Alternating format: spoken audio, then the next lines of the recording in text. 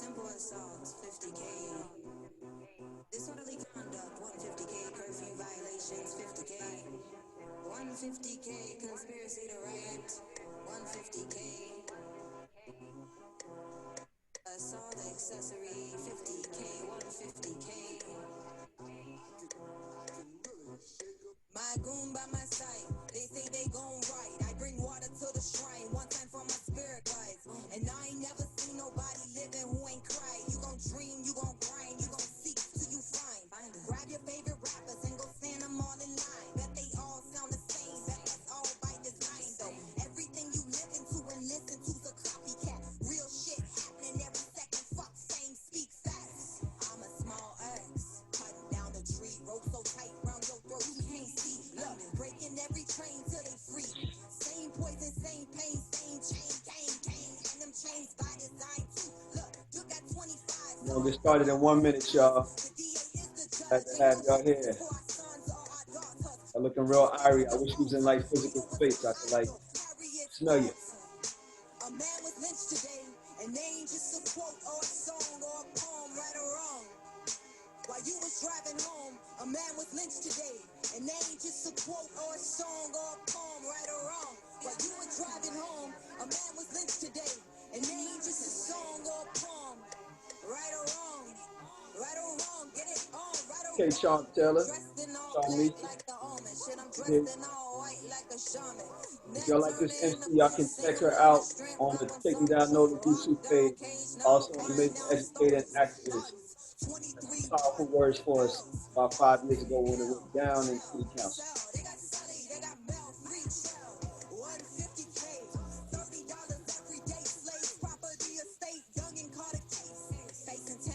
All right, y'all, we're going to go ahead and get it started. I'll give up a little air clap for DJ P-Day doing a thing, coming through with Bebop doing Baby God do it. I like to think of it. Charmisha, our own vocal, Erica-esque MC. I am so glad to have y'all up in the space this evening. We got some powerful, powerful words coming from some powerful, powerful vessels and powerful spirits on this evening, and we very much need that revolutionary firewater as well as that necessary healing balm in these challenging times we live in, to say the very least. This is Coming on the Hills, the 7 days of action by the New Orleans People's Assembly. Air clap, give it up for them. Did some powerful work in the streets in the last 7 days of centering women, folks, and families. I'm gonna go ahead and close my mouth before I get long-winded. I just want y'all to go ahead and give it up. I'm gonna take us to the Caribbean real quick for our sister, the hostess with the mostest. Pew, pew, pew, pew. Give it up for Sister Vanna holding it down on the ones and twos. She's gonna be our driver through the night. Thank you. I appreciate y'all. I'm having a little glitch here, so I don't know if you guys can see me in motion and hear me. Give me a thumbs up if you're seeing me and hearing me and feeling me. Thank you. All right, cool. I'm still frozen on mine. So I'm real grateful and excited to be here. It's good to see all of your faces. Some of you I haven't seen in a moment. Some of y'all I've been in the streets without you. So I'm super grateful for this space. So what we're gonna do is just breathe together here really quick. It looks like most of you are in a safe space, a comfortable space. If you can remove your shoes, if you're comfortable too, I welcome you to remove your shoes. We're gathered here to remember ourselves in hopes of remembering ourselves as community. So let us come to a place of stillness. Visualize your intention for being in this space. We're gonna breathe together here. And the Earth birthday boy gonna give me a little drum. We gonna get off of mute.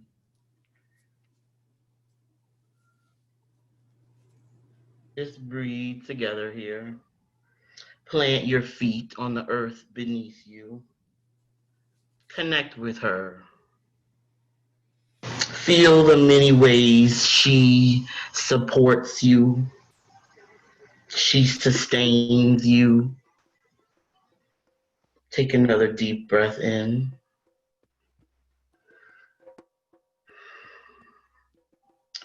We gather to reverence all the many parts of our healing process, all the healing processes that we remember and know from our ancestors, and those that we do not remember, we honor them. Let's breathe in together and remember.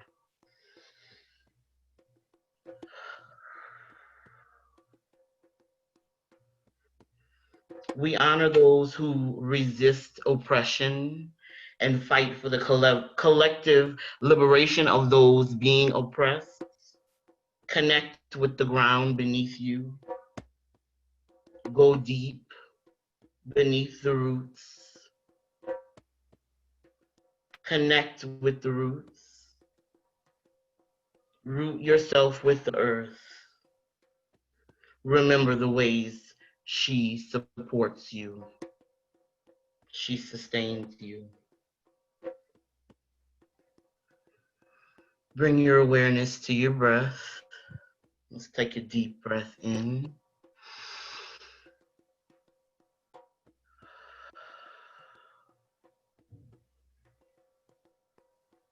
Bring your awareness to your breath. Take a deep breath in.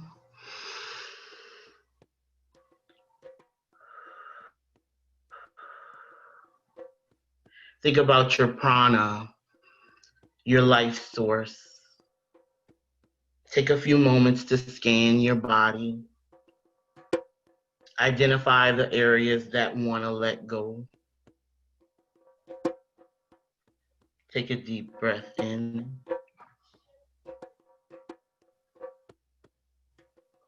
Take another deep breath in. Let the air around you, surround you, uplift you. With your next deep breath in, ascend. Ascend up beyond your ceiling. At your own pace, take a deep breath in, feeling the sensations that accompany your breath throughout your entire being, and a slow out breath. Allow your senses to travel up, up, up to the deep blue, up to the deep, deep blue. Let your awareness coalesce with the universe. Take a deep breath in.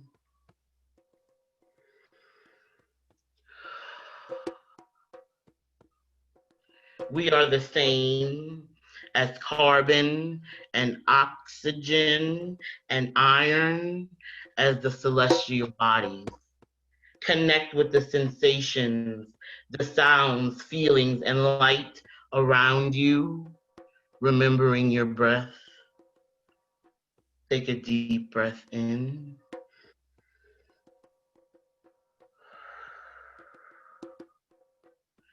Think about all the systems within your body that are working to keep you mobile.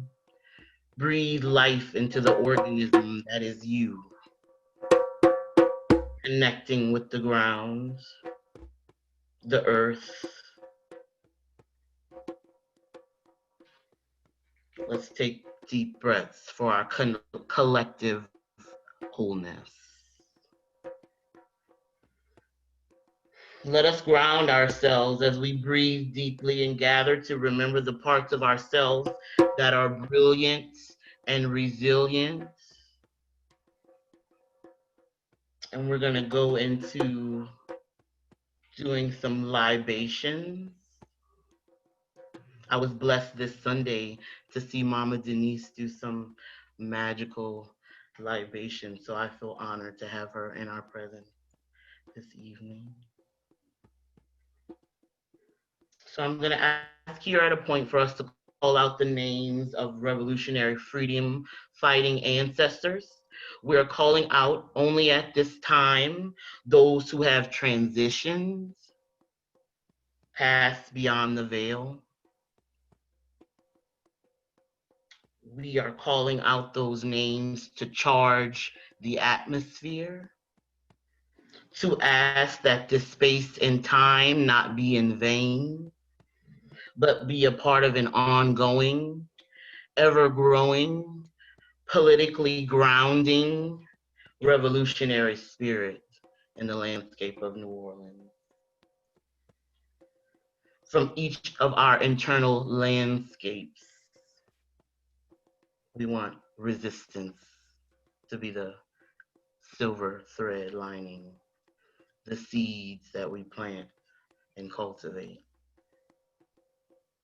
So in the spirit of Sankofa, going back to the root for strength, we recall those who have passed through the veil from life to death to earth to breath. Remember those who gifted us with life. Ubuntu, I am because we are.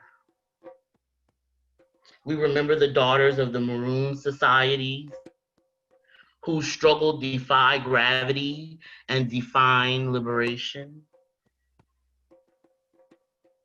Hail to those we knew and loved, their bodies give us strength today. Reverence to those whose names we remember and those whose names we don't know, whose memory we carry in our DNA and our blood composition. So I'm gonna pour some libation, and I'm gonna ask people can unmute one at a time, and we're gonna call out the names of revolutionary freedom fighters who have transitioned, who have impacted your organizing work and your journey. Eddie Lou Hamer. Ya Asantua. Ashe. Ashe. Fred Hampton. Mildred Graves. Ashe. Ashe.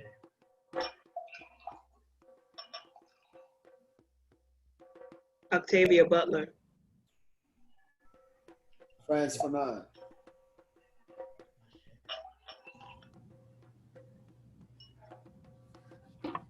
Claudia Jones. Dara Abu Bakari. Dorothy Mae Taylor. Masuma Diarra. Myra Hemmings. Ashe. Edna Montrell. Douglas Red.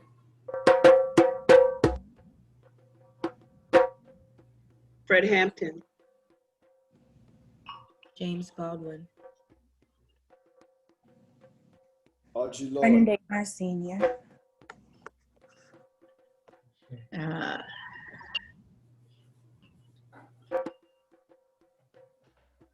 June Jordan.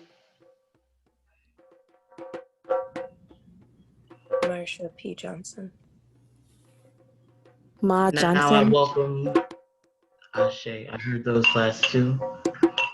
And now I welcome us to call those who are in our direct bloodline, whose strength we want to call, whose names we want to reverence.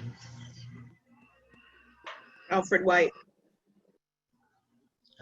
Anna Suber. Evans. Mildred Abney. Blaney and John Lee Evans. Barney Morell. Augustine Virgil Graves. Martin Salinas.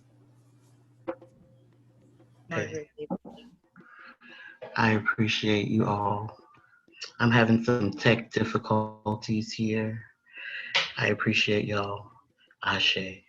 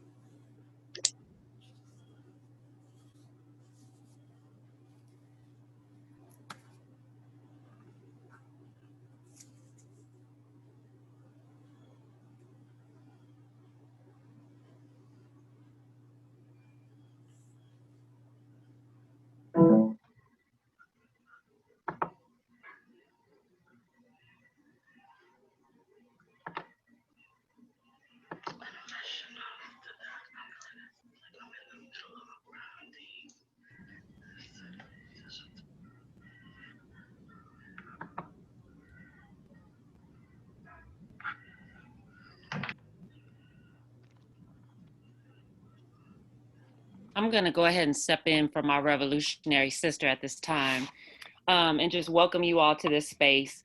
We are so deeply grateful for you all being in this space today. And for those of you who are more familiar with the work of Em Down NOLA, you will know our purpose and you will know our reason for existing. For those of you who might be coming into this space or getting acquainted with this work for the first time, we like to make sure that everyone is very clear about why we exist. As an organization, we exist for the purpose of removing all symbols to white supremacy from the landscape of New Orleans, to include that name New Orleans, by the way. So let me say this again. We exist for the purpose of removing all symbols to white supremacy from the landscape of New Orleans as a much necessary part of the struggle toward racial and economic justice.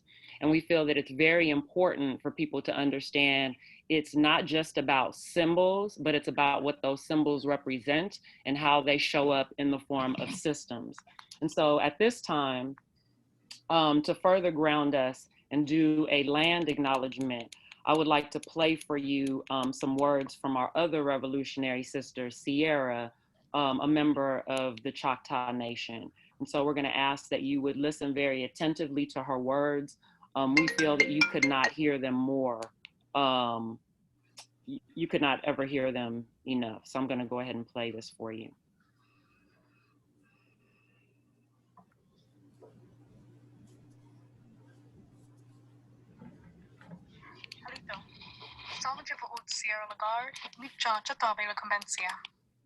Hello, everyone. My name is Sierra Lagarde, and I'm a member of the Bayou Lacombe Band of Choctaw, located in Lacombe, Louisiana. I'd like to begin by saying Yoko Kachiro. Thank you very much to the other members of Em Down NOLA for giving me this opportunity to speak.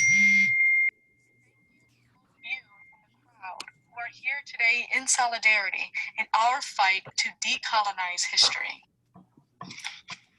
New Orleans, 300. Bulbancha, 3,000. Let that sink in. As we stand here today, let us recognize this land acknowledgement where everywhere you step in this city, every boundary you see and every beautiful view you admire is all on native land. May we remember the Achapatula, the Chawasha, the Oklapisa, the Bayukokla, the ancient Achafakti, the Chota, and many other tribes of peoples who lived here before, not in New Orleans, but in the city in which my tribe call Bulbancha, the land of many tongues. We are here today because we are tired of being surrounded by false narratives. Where everywhere we look in this city, we see these monumental statues dedicated to these so-called monumental men, like Andrew Jackson and like Jean-Baptiste Bienville. These men were never great. Okay, they were never great, but rather are the very illusion of greatness, because all of their so-called achievements were done through the systematic exploitation and suffering of Native and Black peoples. When I look at the Bienville statue, I see a false representation of a Chitimacha man sitting defeated next to a tall, standing Jean-Baptiste Bienville. But Bienville never founded New Orleans in 1718. Why? Because it was an already established city inhabited by many of our indigenous communities. But that's not written in history books, now is it? When I see the Jackson Monument, I see him sitting victoriously on his horse, relishing in his new title of Savior of the Crescent City. When in fact, he would have never won without the help of the enslaved and Choctaw people. Well, you know what? I say no more. If there is anyone in this country who knows what our Black brothers and sisters are going through, it's us. We are perpetually linked by the systematic oppression and racism that have bound us together since the founding of this country. They were taken from their land, and we had our land taken from us. But make no mistake, we Indigenous and Black peoples are not defeated. We are the true victors of their oppression because we are still here. And guess what? We are not going anywhere. We survived here in Bulbancha and across Indian country, and we will dismantle the legacies of these white suppressors. Andrew Jackson's hero of the Mississippi and Bienville's founder of New Orleans, and show that we as Indigenous people stand with our Black brothers and sisters, our oldest allies, in both our fights for equality and justice. Now, before I go, I would like to share with you a few days ago of what I dreamed. That I was standing at the base of the Bienville Monument, and as I looked up, I saw that the statue had actually been removed. That all of this that was left was a blank pedestal. That all that was left was a blank pedestal. An opportunity for a true telling of history. And to my surprise, that same morning, Angela actually contacted me and asked me to record this message. This gives me the feeling that something powerful is about to happen, and that this is a legacy that I am happy to say we are all a part of. Yako Kichiro, thank you very much, and stay safe, everyone. We thank Sierra for those words. And so now I turn it back into the hands of our amazing Vanna. Thank you, Vanna. Thank you, Angela. That was a perfect example of what we talking about, what we on here for. My tech was messing up. We just, come on, pick it up, keep going. My sister, I appreciate you. I really appreciate it. That was a micro lesson right there. So we're gonna go straight into reading our political statement for the forum. So throughout the history of Black people's presence in the United States, we, along with the indigenous inhabitants of this land, all people of color, have endured countless onslaughts against our lives at the hands of a system rooted in white inferiority, heteropatriarchy, and capitalism. Because our problems are rooted in the very belief systems that shape this society, they can be found in all aspects of it, from housing to food justice to education to employment to the criminal justice system to healthcare, and certainly in the medical industry as a whole.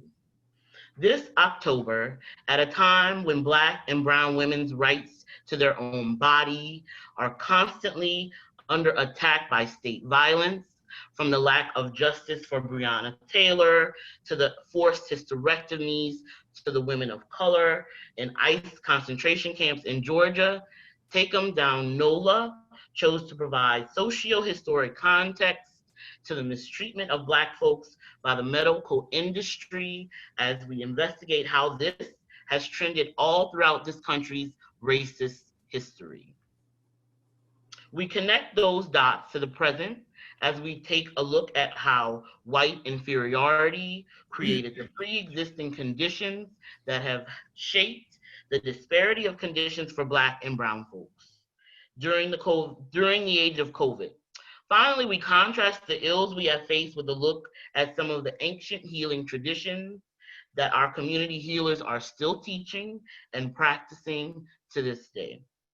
In this way, we aim to highlight some of the inherited systems of belief and practice that need to be taken down, and some of the systems of belief and traditions that need to be built up.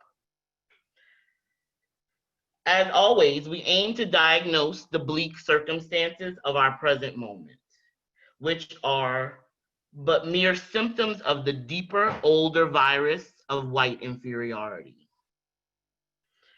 By placing them within their historical context, an all Black women panel of community organizers and healers leads the charge. Stick around for a brief Q&A after to find out how you can stay involved with the work and to get tied in. So we're gonna go straight in to our first speaker. I'm delighted to have her in the space as well. She participated in our Revolutionary Artists week in the past year, which was magical. Nana Sula was initiated in Ghana, West Africa in 2007 at the shrine of Impohima, please help me, and has studied the mysteries of Ghana since 1992. Her initiation title is Nana Okomfo Kokwe Ama Tawiya. Nana Sula has also been a student of Ifa Orisha Mysteries of Nigeria since 1985. In 2014, Sula Spirit authored and produced the book and CD project entitled Spirit of the Orisha. Um, she holds a Bachelor of Arts degree with distinguished honors in African Studies and English Literature from Rutgers University in New Jersey in 1994. She's traveled extensively throughout Africa and the Caribbean as a volunteer with Operations Crossroads Africa. And she has an extensive bio that we can share in the comments and the links to find out more and deeper about all the work and the gift that she is to our community. But I'm going to turn it over to her. Thank you. I appreciate you being here. Yes, blessed love to everyone. It's so beautiful to see all these beautiful faces. And I'm just going to jump right in. I'm going to talk about how do we stay grounded in this time, especially in the work that you all are doing, and how do we not internalize some of the sadness and internalize some of the anger and internalize some of the things so that we can keep doing the work. As spiritualists, as organizers, our work is very similar in that we're coming to uplift the people, we're coming to elevate the people. But in that, we have to make sure that we take care of ourselves. So I want to talk about building our protection shields. I want to talk about how we build we build up things in our tool bag to be able to assist us when we're sad, when we're heavy, when we're when we have to call our power down, when we have to calm it down and cool it down. There are things that we need to know about. And it's not just connected to the Orisha tradition. It's connected to the grounding tradition, or to the tradition of our native ancestors, whether it be indigenous Native American ancestors, whether it be African ancestors. There's ancestors from many walks of life. And so we all have a practice of making sure that we put our sorrow and our things either into the water or into the ground. So I want to first talk about that, some grounding rituals and some ways that we can bury some of these issues that we're dealing with. And this might be something good to do as a group, as your collective group, doing a ritual that may allow you to write perhaps on a piece of paper or even speak it out loud or quietly to yourself into a hole in the ground, but to really write a note and really let these things out, whatever it may be that you're carrying, to be able to write a note, and then everybody perhaps go take a walk into a wooded area and bury it in the wooded area, bury it in the ground, take it into the earth, because the earth can take our pain. The earth is the medicine source. And so often when we're heavy, people will tell us to stand on the grass, and that's very helpful, because the grass and the earth will take our pain and take our worries and take our imbalance. The same is true if we lay on the ground, and the same is true if we bury our issues. So sometimes you might create a hole even in your backyard, or designate a place in your backyard where you dig a hole by a tree, and when things get heavy, you speak your troubles into the hole, and you ask that the ancestors, indigenous, that God and the ancestors take your issues from you. I also want to talk about the importance of water and being sure to take spiritual baths in this time, especially with the work that you're doing. You must wash it off. You must be able to wash off every night any burdens that come upon you. And in this work that we all are doing, people carry spirits. There are spirits in the work, there's spirits in the people, there's spirits in the resistance, there's spirit in the oppressors, there's spirit in the remembrance of these lynchings and oppressive things. And so we have to find a way to wash that off. So I highly suggest that you all either pick flowers or get a bouquet of flowers and be able to take those flowers and put them in a bowl. You can also, when you take the flowers and put them in a bowl, you can just hold the bowl up to your mouth and pray over them.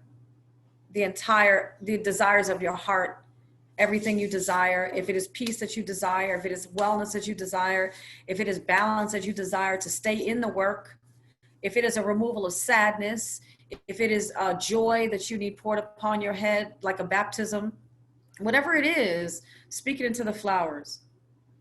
the petals of the flowers.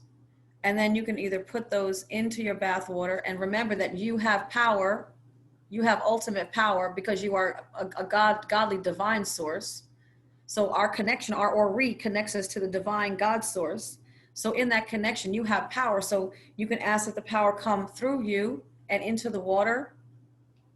Ask the creator to come through you, the angels, the ancestors, all those of power to come through you, to charge the water with what you need, to charge the water with the healing energy, to charge it with what you need removed from you. And then you put the flowers in. You might want to put a little Florida water in or a little frankincense. But when you get in, remember to call your ancestors in. It's those grandmothers, grandfathers, grandfathers, grandmothers, grandfathers, grandfathers, 7 to 10, 20 generations back that understand very much the struggle, that understand very much the oppression, that understand very much the ritual tools they had to have to make it through the times they were in. You know, when there wasn't a church or a spiritual house or Ile they could go to, well, what did they do? They went to the earth, they went to the tree, they went to the water. You know, they relied on the medicine of the earth. They sprinkled tobacco on the earth to honor the ancestors and the indigenous ones that have walked before them. So when you get into the tub, be sure to turn your hands into a cup and baptize yourself. I call my grandmother so-and-so. I call my grandfather blah, blah, blah, blah. I call my auntie so-and-so and so. May you come and coat me. May you walk with me. May you give me the power I need to do this work. May you give me the power I need to elevate the souls that come into my midst. May I be the vessel of light. May I be the hollow bone through which you travel. Because we are the hollow bones, and it is the spirit that comes through us. So it has no ego attachment at all. It's all about how are we going to be the vessel? Can we give ourselves up to be the vessel that this earth needs for the healing? And we're all healers. We're all healers. We all got this. We just have to remember, and ask our elders, our grandparents and aunties and uncles and all those, whether they were juju root workers or not. They could have been church leaders. They could have been ushers in the church. They could have been in the choir. They could have been not in a church at all. They could have been in the mosque. They could have anywhere, but they come to guide us. They come to guide our boat in this time. So let us not forget our ancestors, and let us not forget our angels to protect us when we're out there doing this work, when we're out there helping to heal humanity. May we remember, you know, the power that we hold, and may we remember our ancestors and our angels. You know, we are all given angels at the time of our birth. We're assigned angels for our incarnation. And these particular angels and ancestors know that it is their job to guard us. And so we must call them down. We must call them forward to help us. So I really want to, you know, urge you all to make sure you remember that we all have a spiritual tool bag that is created for us from birth. In some of our tool bags that we carry around in life, some of us have frankincense in there, some of us have sage, some of us have a little, oil for anointing. Some of us have a sacred text like a Bible or the Quran. Some people have prayer beads, you know, and some don't have anything physical in it. It's the tool bag in here. What we say in Ghana is that we are the moving shrines. We are the shrines in motion. We are the altars in motion. So everything that we bring to the earth should be of light. We don't have time to be light 1 minute and then act like we don't know the light the next minute. It just don't work that way. You're either going to have your feet in there or you're not. And it's the same with the organizing work. You're not going to have one toe in and then decide next week I'm scared, because you made a commitment to not be afraid, right? So because we're human, we're going to be afraid. I mean, come on, we're human. There's stuff that's going to scare us, you know? And in that, we just have to know that we have the tool bag. We have the holy angels. We have Yeshua. We have Allah. We have Buddha. We have Krishna. We have whoever you call. But we're not alone. And that's the main thing. When we're in this struggle, when fear seizes us, we have to say, angels, come. Holy Spirit, come. Grandmother so-and-so, come. Grandfather Wapawa, come. So it really helps us know that we have the army around us. It's helped me survive this life. I don't know that I would have survived a lot of the things in my lifetime had it not been for the army, you know. And whether you knew that grandmother or grandfather or even father or mother, whether you knew them or not, they still poured their blood into making you. So I urge you all to just, you know, build your altars, have a sacred prayer closet for yourself, have a place where you can go and rejoice and cry, you know, build it and put the pictures of your faces of your ancestors there, you know, and put everything that's sacred to you there so that you have a place to go. And this is the medicine of our ancestors. These are the traditional ways. You know, for some, they smoked the pipe. They smoked a pipe to medicine pipe in their ritual circles. And some, the ritual circles, they burn frankincense. In some ritual circles, they pray the Holy Ghost, you know, to come. So it's all whatever is your medicine and the medicine of your people. There's no right or wrong. There's no, this is wrong. No, it's all part of whatever medicine calls you. So I'm just here to remind us about the tool bag, remind us about our divine connection to light. And we are the light. We are the divine light that this planet needs, you know, and we have to know that, and we have to walk like it, talk like it, be like it, you know. So I want to say I admire what you all are doing. I admire what all of us are doing to stand for humanity. You know, this is about elevating humanity, uplifting humanity. This is a time that we're in. It's not a black or white struggle. It's not a, you know, you this and I'm that. It's a humanity thing. We're all on this sacred cosmic wheel of life. So what will we bring to the circle? Will we bring confusion or will we bring light? You know, so I thank all of you for what you do. And I thank all of us, you know, that are keeping the watch at night, spirit keepers at night. When all are sleeping, Mama Denise, you know what it is. Y'all know what it is. Sometimes you wake up, don't be surprised if you start feeling like, I got insomnia now. It's not insomnia. The angels need you to get up and be praying. If it's 2 a.m, it ain't insomnia. They have an assignment for you. It's assignment. That's what it is. So don't be alarmed if it's happening like that, because the ancients want to speak to us. They can't speak when the earth is busy. They have to speak when it's quiet. So get up, light a candle, and ask them what they need you to know. What do you need me to know? What is the communication you have for me? What do you need me to tell the people?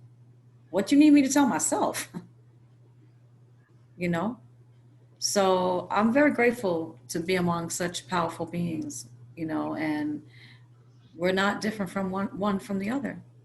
We're all here to do the work, you know? And so all of us are doing our part on the cosmic wheel of life. May we continue to do good work. And may we continue to lift each other up. May we eradicate backbiting. And I don't like this one and that one, all that's foolishness. We don't even have time for that right now. So it's love. If it's not love, it don't need to be nothing. Yeah. So bless all of you. And I love y'all. That's all. Love you. Thank you. We appreciate this gift that you've given us tonight. I'm gonna let everybody just take a good deep breath after that one, process that, take some of that in, allow your cells to absorb it. Thank you. So we're gonna keep rolling because we got this energy going to my next revolutionary sister who I love, who if you've had a hug from this person, you can ascend and transcend and implode and come back again. So I'll leave it at that. Sister Antoinette is going to speak to us about Henrietta Lacks, the Tuskegee experiment, and all the other things that we need to hear tonight. Oh, thank y'all so much. Thank you, Nana Sula, just for giving us that amazing offering about the knowledge that we inherently have, and just the protection and assistance and love that our ancestors have always been giving us. I think so many times we forget, right? We forget. Yes. And thank you for the reminder. I first want to say that, you know, we've been hitting these streets, so my voice is a little raggedy. Please extend me that grace while I present this talk. And another thing I want to just say, and I want to be completely honest and transparent, that the things that I'm going to talk about today are really heavy, really, really heavy. When we're talking about just the abuse of Black bodies through this medical industrial complex.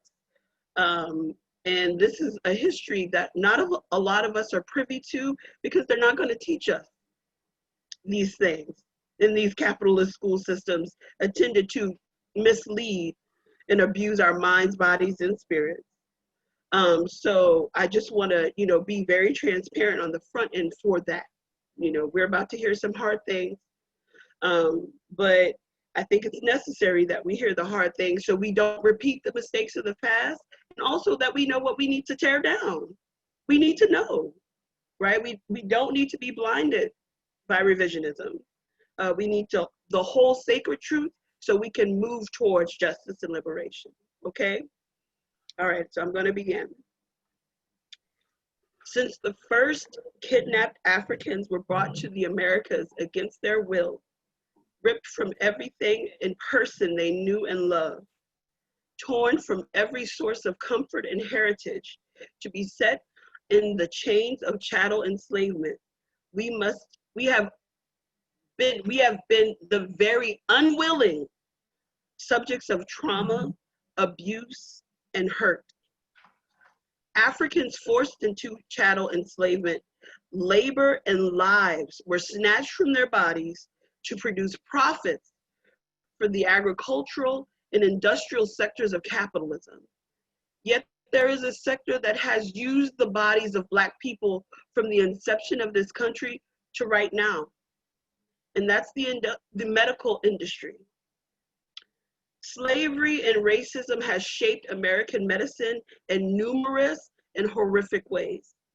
Racism was used to justify the inhumane and debased treatment of Africans, whether it was the belief that Black people felt less pain, were naturally sexually promiscuous, were dirty and therefore susceptible to infection, and intellectually defective.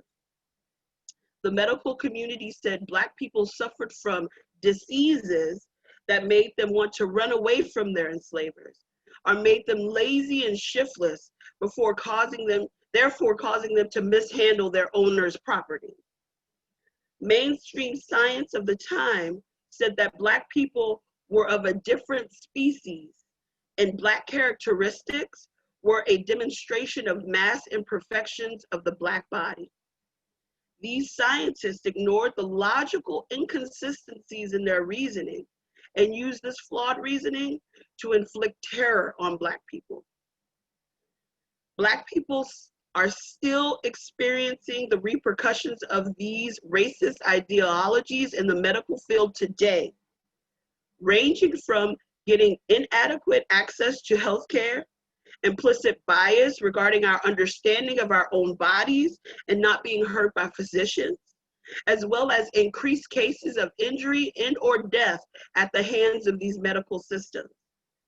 We just have to look at the mortality rate of Black birthers to see the truth of our circumstance. The intersection of the medical industry and the racial discrimination and exploitation is known as medical apartheid. This evening, I'm going to speak on 3 historical examples specifically. Henrietta Lacks, the Tuskegee syphilis experiments, and this motherfucker, I'm using adult language because we're adults here, and if we're not adults here, you're getting the language anyway. This racist piece of shit, James Marion Sims. So let's start with him.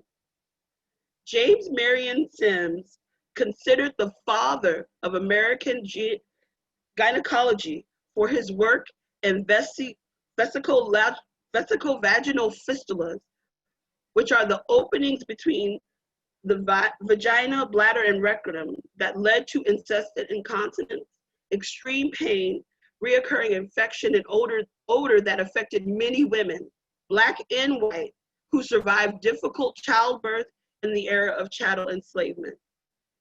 Sims was an important figure in the history of experimentation on Black people who conducted nightmarishly painful and degrading experiments without anesthesia on a group of enslaved women. Sims was a doctor who, by his own admission, found his medical training that consisted of 1.5 years of medical school mediocre and indifferent, and was unsure how he would make his fortune in the medical field. He moved from Philadelphia to the antebellum South to start practicing on the plantations of Alabama. There, Sims conducted horrific experiments on enslaved women and children. Sims believed that Black mothers are to blame for the high death rates of their infant children due to their immoral and intellectual failures. Sims cited the filth and laziness, as well as limited intellectual capacities of Black mothers, to be the cause of neonatal tetanus, which many of the enslaved infants suffered from. Neonatal tetanus is caused by bacterial infection that emanates from an animal's manure and thrives in wounds such as healing umbilical stumps. While Sims perceived the connection between hygiene and infection, the inherent racism of the time and the racism that he harbored within himself did not allow him to contend with the true source of the children's infections, which were the squalid living conditions that the enslaved were forced to live in by plantation owners. On a June day in 1948, Sims was called in to assist 17-year-old enslaved woman, Anarcha, on her third day of a very difficult labor. Sims used forceps, which caused a vaginal tear that formed into a vesico-vaginal fistula. Deemed unfit for work by the plantation owner, Anarcha was sold to Sims. Sims, knowing that curing the fistula would lead to his fortune, acquired a total of 11 enslaved women to start his experiments. Sims required the women to undress completely, then kneel on their hands and knees, while he and several other physicians took turns inserting their fingers in a special spatula to expose the women's vaginas into fume, which at that time was an extreme violation under Victorian standards, something that he would never do to a white woman, never. Sims wrote, "I saw everything as no man had ever seen before." Sims invited Montgomery physicians, apprentices, and prominent citizens to his shack-like lab, adding to the humiliation and degradation of these women. Anarcha, Betsy, Lucy, and one unnamed enslaved woman were the prime subjects for Sims' surgical experiments. Sims refused to use anesthesia during these terrible surgeries, stating that his procedures were not painful enough to justify the trouble and risk attending to administering anesthesia. Although he would later use anesthesia when he performed the perfected surgery on white women. For 3 years, these Black women were brutalized, suffered repeated life-threatening infections, subject to forced addiction to morphine, which Sims would only administer after the surgery as a form to control the women and keep them compliant. Once Sims successfully completed the surgery on Anarcha, the only one of the women who was healed, he rose to the top of his field. Sims moved north and founded the New York Women's Hospital. He traveled abroad and he served the elite. Across 2 continents, monuments, memorials, and clinics sprung up bearing his name and likeness, including a statue in Central Park, New York, erected in 1934. This monument to Sims' sadistic legacy has rightfully been taken down. organizers, and I want to say their names because it's important. So much of our work is erased from history. So much of Black resistance is erased from history. So whenever we have the opportunity to state the names of organizers who are on the forefront of pushing forward our humanity and freedom, we must honor them. So these women's names were Darlisa Chalvier, Jewel Cadet, who goes by them they, Rosanna Mercedes, Alexis Cody, and Jamala Felix. These are the people that you saw in this beautiful flyer for the forum tonight. So them, among others, demanded that the removal of the statue and saw victory in 2018. Sims was a racist through and through, a known supporter of the Confederacy, who said it was a dreadful mistake to give the Negro franchise. Although he perfected a technique that saved many people's lives, it was on the back of enslaved women. These women were intentionally erased from history until very recently. We only know 3 names: Enercha, Betsy, and Lucy. May we continue to lift up their legacy and lift it high. So next, the Tuskegee syphilis experiment. The venereal disease section of the U.S. Public Health Service formed a study in 1932 at its national headquarters. There, the head doctor, Talia Frio Clark, is credited with founding this study. His initial goal was to follow untreated syphilis in a group of African-American men, intentionally. African-American men for 6 months to a year, and then follow up with a treatment phase. Clark stated that the rather low intelligence of the African-American population, depressed economic conditions, and the common promiscuous sex relations not only contribute to the spread of syphilis, but is the prevailing indifference with regards to treatment by Blacks. Macon County, Alabama in the 1920s had some of the highest rates of syphilis in the country.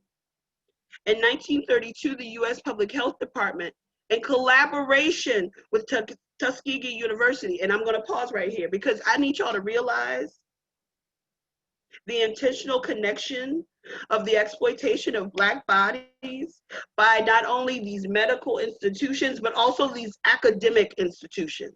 This is not by coincidence. This is not a mistake. This stuff goes hand in hand. They work together for the oppression of Black people. So Tuskegee University, which is a historically Black college, used the guise of free blood tests and health screenings to study untreated syphilis. Over 600 men in a population of majority Black sharecroppers signed up. The promise of free medical treatment, usually reserved only for emergencies among the rural Black population of Macon County, was what secured subjects' cooperation into the study. So these are men who wanted access to healthcare. They only went to the doctor, only accessed those modern day technologies of their time because 1, they were out of their reach economic wise.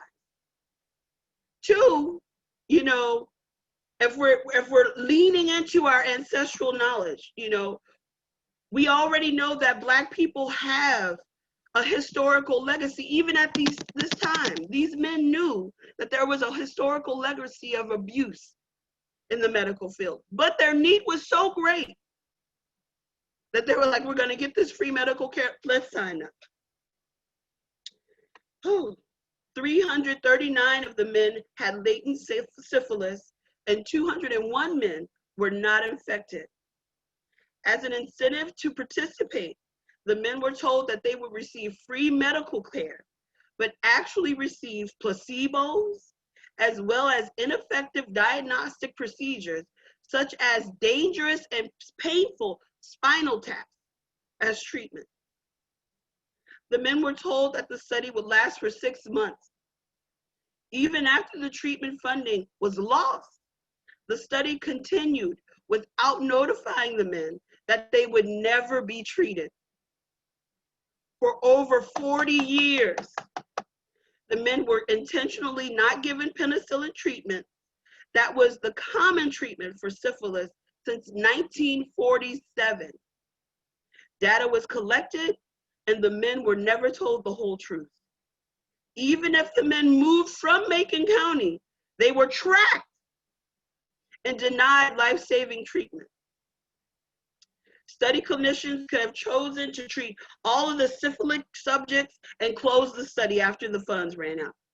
They could have split off a control group, testing them with the penicillin. Instead, they continued the study without treatment for any participants. They withheld treatment and information about it from the subject. In addition, scientists prevented participants from accessing syphilis treatment programs available to other residents in the area. During the course of the study, there were several doctors directly and indirectly connected to the research who dissented against the study, citing immorality, poor scientific practices, and brazen unethical practice. These dissenters were largely ignored by the Center of Disease Control, the CDC, and the study's authors, who wanted to continue the study until all of the subjects died and had been autopsied. That was the priority, the death of these Black men, and then have access to their deceased lifeless bodies so they could continue the research. The study continued under numerous public health supervisors until 1972, when a leak to the press resulted in its termination on November 16th of that year. The victims of the study, all African American, included numerous men who died of syphilis, 40 wives who contracted the disease, and 19 children born with congenital syphilis. All of this could have been prevented. The surviving men advocated for not only monetary compensation and medical reparations for the men and their descendants, but for an apology by the government of the US under the Clinton administration. The victims and their families won $10 million and free medical treatment to surviving participants and surviving family members infected as a consequence of the study. Henrietta Lacks. Henrietta Pleasant was born to a poor sharecropper family in rural Virginia. Upon marrying Day Lacks, Henrietta and her family moved to Turner Station, Maryland, in search of work and economic stability. On January 29, 1951, Lacks was sent to Johns Hopkins, the only hospital in the area that treated Black patients, because she felt a knot in her womb. She had previously told her cousins about the knot, and they were like, "Girl, you're just pregnant." But she was pregnant, it was true. But after giving birth, Lacks had a severe hemorrhage. Her primary care doctor tested her for syphilis, which came back negative, and referred her back to Johns Hopkins. There, her Dr. Howard W. Jones took a biopsy of a mass found on Lacks's cervix for laboratory testing. Soon after, Lacks was told that she had a malignant epidural carcinoma of the cervix. Lacks was treated with radium tube inserts as an inpatient and discharged a few days later with instructions to return for X-ray treatments as a follow-up. During her treatment, 2 samples were taken from Lacks's cervix without her permission or knowledge. One sample was of healthy tissue, and the other was of cancerous tissue. On August 8, 1951, Lax, who was 31 years old, went to Johns Hopkins for a routine treatment session and asked to be admitted due to continued severe abdominal pain. Like all of these things that I said in the beginning, I need y'all to just like hear how the constant disregard for Black folks knowing that something is wrong with their own body is ignored, and how in many instances we have to beg for adequate treatment. This is happening right now, today. This is happening today. Ooh, okay. So she was admitted for the continued severe abdominal pain. She received blood transfusions and remained in the hospital until her death on October 4th, 1951. A partial autopsy showed that the cancer had metastasized throughout her entire body. Now, the cell samples harvested without Henrietta's knowledge or consent were given to George Otto Gay, a physician and cancer researcher at Johns Hopkins. The cells from the cancerous sample eventually became known as the Gila immortal cell line. Henrietta's cells were used to transform medicine. Vaccines can now be tested, and let the experiments completed that would have been unthinkable only months earlier. An immediate advance was the Salk Polo vaccine that was tested and perfected on HeLa cells produced by Tuskegee, there they are again, Institute Labs in 1952, only a year after Henrietta's death. After the polio vaccine, HeLa cells were in high demand and put into mass production. Here comes the capitalism. They were mailed to scientists around the globe for research into cancer, AIDS, the effects of radiation and toxic substances, gene mapping, and countless other scientific pursuits. HeLa cells were the first human cells successfully cloned in 1955 and have since been used to test human sensitivity to tape, glue, cosmetics, and many other products. Capitalism. Since the 1950s, scientists have grown as much as 50 million metric tons of her cells, and there are almost 11,000 patents involving HeLa cells. In March 2013, researchers published the DNA sequence of the genome of a strand of HeLa cells. The Lax family discovered this when the author Rebecca Sloot informed them. There were objections from Lax's family about the genetic information that was available for public access. Jerry Lax White, a grandchild of Henrietta Lax, said, "The biggest concern was privacy. What information was actually going to be out there about our grandmother? And what information can they obtain from her sequencing that would tell them about her children and grandchildren and going down the line?" That same year, another group working on a different HeLa cells line, genome, under the National Institutes of Health funding, submitted it for publication.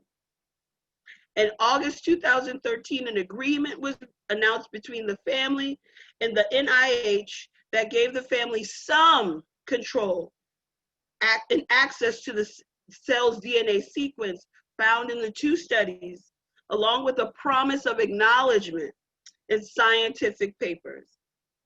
In addition, 2 family members will now join the 6-member committee, which will regulate the sequence data. Now, I know that I just poured in a lot of information in a small amount of time, and we're gonna have moments where we're gonna have to process that, right? But I just wanna talk just a little bit about the context and the clues and connections that we must make.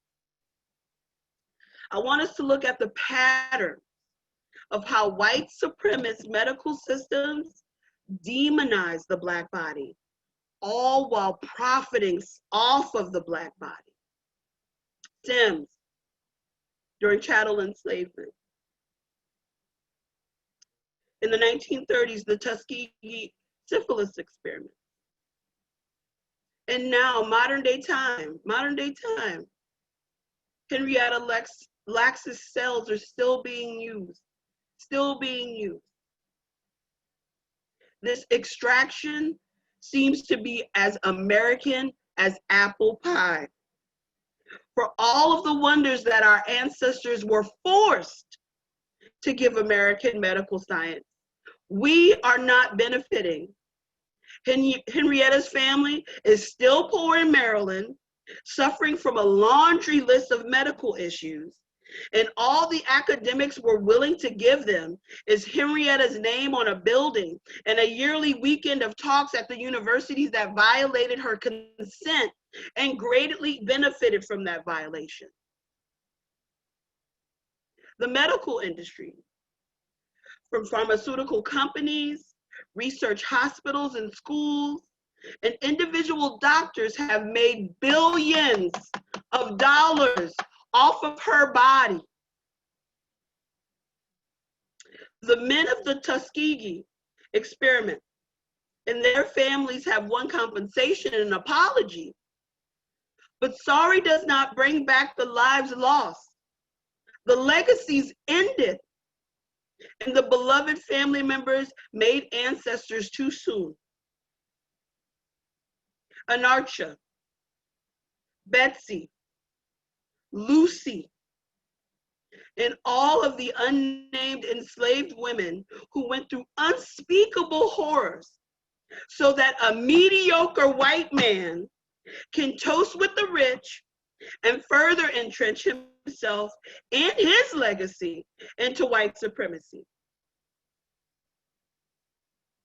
These are the symbols and systems that must be banished from any future reverence. These historical atrocities form the pathway for modern day medical atrocities. What is the history that future medical professionals are learning in the halls of academia today? Is it this revisionist bullshit that the rest of us are learning at these raggedy ass schools in our own community? If we want to build a future where consent, humanity, and learning and life is honored, we must contend with the horrors of the American medical system's legacy. We must be courageous in dismantling the lies of the past to build the possibilities of our future. Forward ever, backwards never. And I just want to shout out this amazing book that I used as a reference for the majority of my talk, Medical Apartheid by Harriet A. Washington, a brilliant Black woman who has gathered just so much, accurate history of our people and our connection to this American medical industrial complex. I highly, highly recommend that y'all read it. It's full of really factual information, but it's not a hard read. And some of the things it will resonate with you in your bones. We're contending right now, and I know my sister Avery is going to speak on what's going on right now with COVID-19. But when Black people are suspicious of medical system, it's for a reason. There's a historical legacy of so. So I want us to just think about that. I'm really, really excited to get to the Q&A portion, and just so excited to hear the rest of my revolutionaries speak their truth to power. Thank y'all. Thank you. Look, I'm still leaning and just listening and into the vibe. Thank you, Internet. It's heavy information, but it's information that empowers and informs our work. So I'm grateful. So next, I'm going to keep rolling through. We have Mama Denise. Mama Denise is a 25-year multi-issue organizer, parent of 7. Come through, Mama. Healer, spiritual intersectionalist, and business owner who knows the power of mind, body, and spirit wholeness. She's a practitioner of meditation, Eastern African diasporic and indigenous wholeness modalities. You graduate of the University of Kansas, St. Paul, and Central Schools of Theology, American Holistic Institution of Theology, International Metaphysical Ministry, etc. You complementary health and wellness training with a host of effective spiritual, emotional, mental, and body practitioners. She builds relationships that enhance and heal the world, a gem in our community. We welcome you, Mama Denise.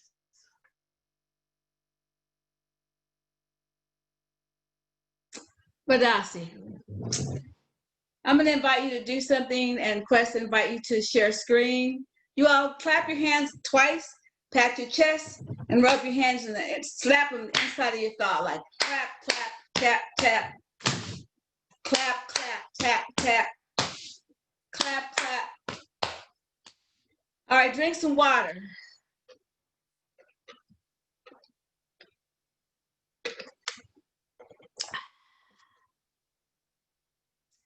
You only need to do it like three rounds. It's a way to loosen up everything that has been absorbed in this presentation. It loosens up the heaviness that settles in your body, and it gets your energy flowing so that it moves it so that you can flush it. That's why we're drinking some water. You have to flush it. Many organizers are, tell me when we're ready, Quest. Many organizers are highly sensitive, fairly empathic, and so we pick up things along the way, and that manifests in our body. So we have an opportunity to do what Mama Sula said, and I would just say all that she said, to make sure that you clean not only your aura, but you loosen up things that become stagnant and attach on your physical system, which then manifest in many different ways. The history shared with you by our sister is how I got to healthcare and wholeness. In my graduate program in when I was preparing for medical school, I was open to, are we there yet? Oh yeah, we're good. I was introduced to the conversation about why folks don't have the kind of healthcare that they need. And it's systemic, it's intentional, and remember, our illness supports everybody else's wealth. And so what I invested a lot of my career in is figuring out how to be a good bioethicist, how to be a spiritual informant, and how this occurs, and how to be an evolving practitioner. I believe that a simple way is around using our own ability to be tactile with ourselves, our ability to be spiritually attuned and how that manifests, and our ability to move, because moving serves as a channel. So I want to talk about one modality in particular, but there are very many. And I want to talk about how the healing points in our ears will help heal our bodies. I want to talk about how the essential organs of the lung, kidneys, and livers are the major hosts for organizer life and work, grief and courage, fear and willpower, anger and generosity. I don't need to tell this to you based upon what you just heard, but I want to remind you that anytime you do work and you're under oppression repeatedly, that you're going to be weakened in the process systemically, emotionally, it will impact spirit and how you think. So racism, all these studies are supportable by what was read and what you know yourself. Racism is associated with higher rates of stress, which causes high blood pressure. Now, as our sister said early, this is indigenous people as well. People who are land people. It appears to influence inflammation, and it doesn't appear, sometimes you just get a swelling and you don't know why. Things are stuck. And of course, chronic conditions such as heart disease and kidney disease, they are some of the #1 killers in our community. Unfair treatment of people of color has significant impact on our sleep, our physiological functioning, not only just in midlife, but in early life. One example is that more young men in their 30s and 40s are experiencing erectile dysfunction and impotence. It is also because of the high stress placed on the life of a male's body. Young women have more difficulty conceiving and have difficult birth as a result. That also impacts how we experience our mental sense of wellness, which produces greater distress, depression, stress, emotional distress, anxiety, post-traumatic stress disorder, post-traumatic slave disorder, and suicidal thoughts. These all have an impact and wear and tear on our lives. I point out some things about the primary organs, the lung, the kidneys, and the liver, because that's where we hold things. Most people think about the acupuncture as painful and I'm never going to take a needle, but it's a very simplistic kind of approach. These 5 points in your ear that you see demonstrated by my lovely models here make a big difference in how you experience pain, stress. It makes your blood pressure decrease, helps you detox your system, refocuses your thought. But what I want to draw your attention to is this little ear upside down.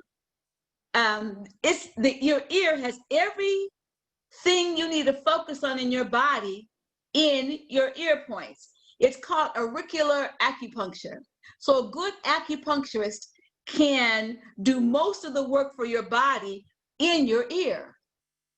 My first acupuncturist was an African-American female who was treating a hard-to-heal shoulder injury. And I confess, I played football as a kid. I confess. So everyone tried a lot of things, but that's the only thing that worked. I'm a product of indigenous medicine. My first practitioners were Native American medicine people, indigenous root workers, and herbalism. So I'm an earth person from the very beginning, born with a hole in my heart, just a number of things that the system didn't afford for. They just left me to die and uninsurable. But it was the spiritual component of my life experience that turned the tide for me.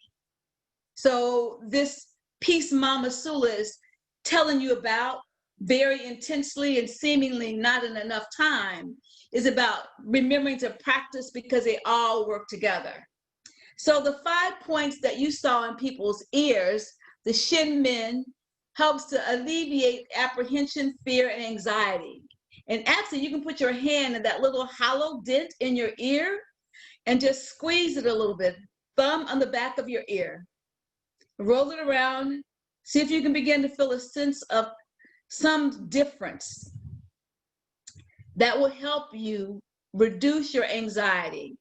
So often after I do a needle in somebody's ear, I'll put a little mustard seed in there, and you can just roll it around and pretty soon you'll notice that you're calming down. If you watch a frightful child, frightful children will also just play with their ears. So we can learn from that. The sympathetic point is right in the fold, like the ridge of your nose, right in the fold of that. Some people have an earring there. That also will help reduce your blood pressure it will help your digestive system. We have more than 72,000 nerve endings in our stomach. Most of us, when we have stress, it shows up in our stomach. And we eat foods just to soothe ourselves because that's a common soother. You feel upset, have a cookie. You feel happy, have ice cream.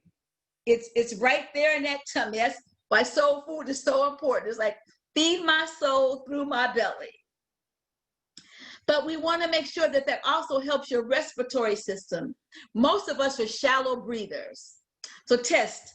Breathe in through your nose. Hold it, bring it all the way to your abdomen. And now blow out through your mouth. Breathe in through your nose again. Bring it all the way past your throat, past your chest, all the way down to your abdomen. And now blow out your mouth. One more time, breathe in.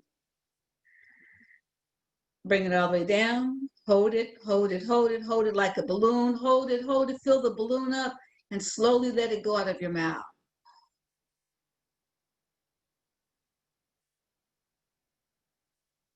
Can you feel the difference in how you begin to calm down? And if you do a series of 3 to 7 breaths, you will regulate how you focus, the pace at which you speak, your heartbeat, and how your vessels in your body will open up just by deep breathing. The third point is the kidney point. It's one of our key organs. The kidney, when we're under constant pursuit, constant pressure, the kidney is the place of fear. Fear lodges in the kidney and it affects our ability to have willpower to do certain things. The kidney is about regulating your body fluids. So when the kidney's in trouble, edema is a big deal. When kidney's in trouble, then the rest of your circulatory system is also impacted because the heart, liver, and kidney work in constant harmony. And when either of those are out of harmony, then we have difficulty. So the kidney has to be cleansed. The kidney has to be calmed. And the kidney has to be able to function so it will strengthen your nervous system because our lives are about flow. So just breathe in and just breathe out. The liver regulates our emotional balance.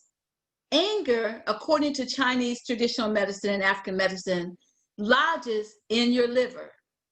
It monitors your impulse reactions and behaviors, but it also processes what has to come out of your body. Some people, when they're stressed, they have diarrhea. Just, you got to go to the bathroom, you don't know why. Some people, when they're stressed, they get constipated. You really want to nourish the kidney and the liver so that you have full flow. Otherwise, the bloating occurs, the retention creates more difficulty in suffocating other parts of your circulatory system. Little pressure in your ear, and the kidney point is right underneath the hoof of that ridge on your ear, just underneath that. Just put your fingernail there if you can. You can feel it. The liver is right above that ridge in the hollow of your ear. See where that little ridge is in the hollow of your ear? The last one is the lung. Whenever I do acupuncture, particularly in a person's ears, I know what they're struggling with. The lung point often will bleed a little bit if a person's been in a lot of grief. If the person has gone through a prolonged sorrow, it shows up. So you don't have to be committed to all the points, but consider allowing yourself the luxury of 45 minutes to turn this energy around. When I became residential in New Orleans, I realized that talk therapy is good, and I do that. Praying is good, and I do that. Meditation is good, and I do that. But there's a moment when we have to get to the system. We have to get deeper into the systems. We have to open up some things that they've been stuck for so long that you need a little more invasion, minimal invasion.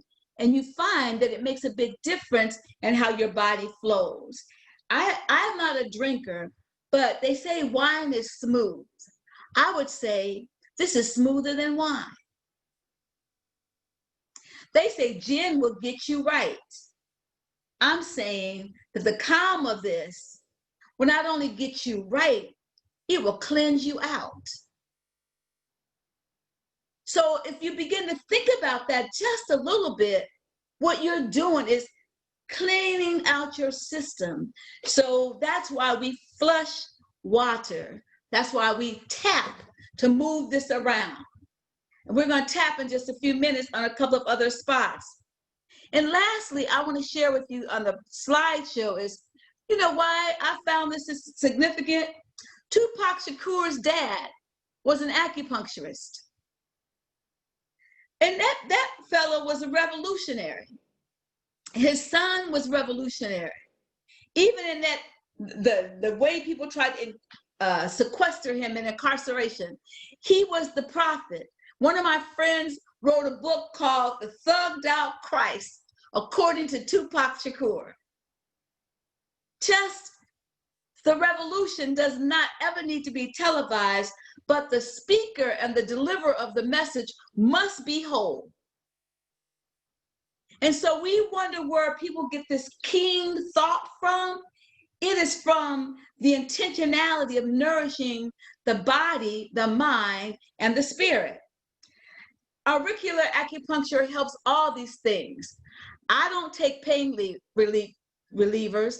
I just get acupuncture. I was born with a genetic liver kidney disease. Pain relievers are unhealthy for me, but pain I have. But acupuncture will help relieve chronic pain. It will help migraines. It would help anxiety, insomnia, cancer pain, weight loss, reduce substance use and disorders. It will improve the quality of life and reduce the power of depression. It will help with digestive issues, allergies, trauma, and more. It is minimally invasive. It is something anyone can do. I realized that as a practitioner, I had to do more than just listen to people's story. I had to help them work through a journey. And that's why I do this at this place in my career. Yes, I have a multitude of those other things. You can only get so many degrees upon degrees. It's still about the utility of your life. So is my life a witness to what wellness looks like? So before I leave, I want to give you one other thing. So we did this: clap, clap, tap, tap, push. Do it again. Clap, clap, tap, tap, push, tap, tap, clap, clap, push. That cleans out your lymph nodes.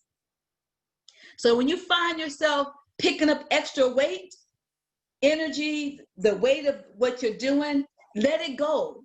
Clean out that lymph and just tap your whole body. You can tap underneath your arms. You know, tap your body. Let this stuff loose. Anybody can do this, you know, just move it around. You might have to go to the bathroom a little more. Hit your kidney area, back in the back. Let that stuff let go. You know, that lower back pain that you struggle with? Well, if you're young, you may not, but you could. So here are some other things I want to invite you to consider. It's a technique called emotional freedom tapping. Acupressure is also the same way. Emotional freedom tapping tells your body and your mind to let go. It tells your body and your mind to let go, and then you flush it because you've moved toxins. So what you do is you start off with, let's start off with something simple. I got what, 2 minutes left or something? This is my kind of topic, so help me. I got 2 minutes at least? Okay. So I want you to tap. I want you to think about fear. We talked about the organs. So let's just tap away a little fear. You know, let's start here with the brow. I release fear in my life. Go to the brow. I release, tap 7 times. I release fear in my life. 7, go to the corner of your eye. I release fear in my life. The corner of your eye. You got 7? Go to underneath the center of your eye. I release fear in my life. Go there. 7. Go to underneath your nose. I release fear in my life. Beautiful. Go to the dent in your chin. I release fear in my life. I release, go your collarbone. I release fear in my life. You got it? Underneath that arm by the bra area. Guys don't wear a bra, but you know. Where your nipple lines up with your rib cage. 1, 2, 3, 4, 5. I release fear in my life. And for me, I go to my kidney on my right side. I release fear in my life. 5. And then top of your head. I release fear in my life. 1, 2, 3, 4, 5, 6, 7. Take a deep breath. Give me a thumbs up if you can feel it. Now, if you do a round of that 3 times, and each time I release fear in my life, I accept my life without fear. And the last one is, I am whole. I release fear, I accept my life without fear, and I am whole. Hitting all those spots, take a deep breath and just drink some water. So it's the brow, and this helps your sinuses. It's the side of your eye, underneath your eye, underneath your nose, right here right between your chin, underneath your lips. This area right here, just open it up. The bone where your brow line is, or your nipples in the center on the side. And for me, I always deliver in the top of your head. Just let it go. And each time you do that, you will find a form of relief. That this will go for insomnia if you cannot sleep. It will go for if you're really giving yourself a lot of hard time and you want to shame yourself. What would happen if I release shame? Because most of the things that happen around racism and oppression is to keep you off balance.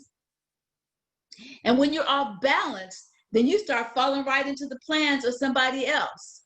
So yes, we knock, we rub, and we do needles. We tap, and then we speak what we want. And then you do it in company, so we hold one another accountable. So all of those modalities make a big difference in how well we feel. And sometimes it says, even though I love myself, it's hard to let go of fear. You can say that, but the goal is you want to tap it right out of your system. You want to be mentally, physically, spiritually whole. We were never meant to be separate.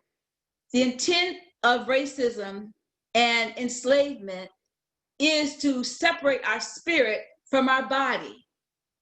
But we were never made for that to occur. So when I look at my first shoes made by my Choctaw family and my Blackfoot family, I'm clear I was supposed to always be in command of how I walk on the earth. And when the root woman made the tea that removed the phlegm, that healed my respiratory system, I'm clear I'm supposed to be on the earth. When we tap into what Mama Sula said earlier, we begin to tap and release our body. You can even do this on your face to release stress. Just tap around, just go to your hairline, go to that area, you know, right up here by your temple where you hold a little tension. Just tap it, loosen it up. Loosen up that jaw right there, just tap it. Y'all, you feeling it? Yeah, Just take a deep breath, drink some water, let it go. Healing is in your hands. When you clap your hands together like this, you wake up your vibration. You can do that. Clap your hands and put your hands over your eyes and feel the energy and rub it over the top of your head and down your neck. You are healing yourself with your energy. Well, as you can see, there is more I could say. And at some point, more given other opportunities, I will say.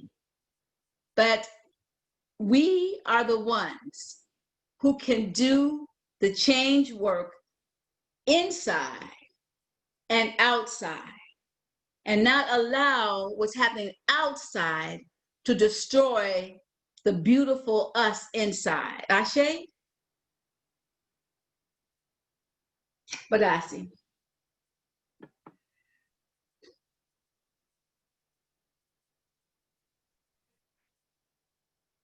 Trying to get unmuted. Here I am. I'm Shay. Yeah, that doing the work to stay grounded, elevating your consciousness, moving forward, connecting with the people around you. Yes, I'm so grateful. So we have two more speakers. Next, I'm going to welcome my fiery revolutionary sister. She lives in New Orleans and has been an educator for 3 years. She began engaging in activism at FAMU. She decided that she wanted to dedicate her revolutionary spiritual life to being intentional about education, being intentional about her relationship with the young ones and her work. And she's been a student of IFA for a year, and she's looking forward to exactly what we're talking about here, marrying her spiritual maturity with her community work. So I welcome Avery. Thank you.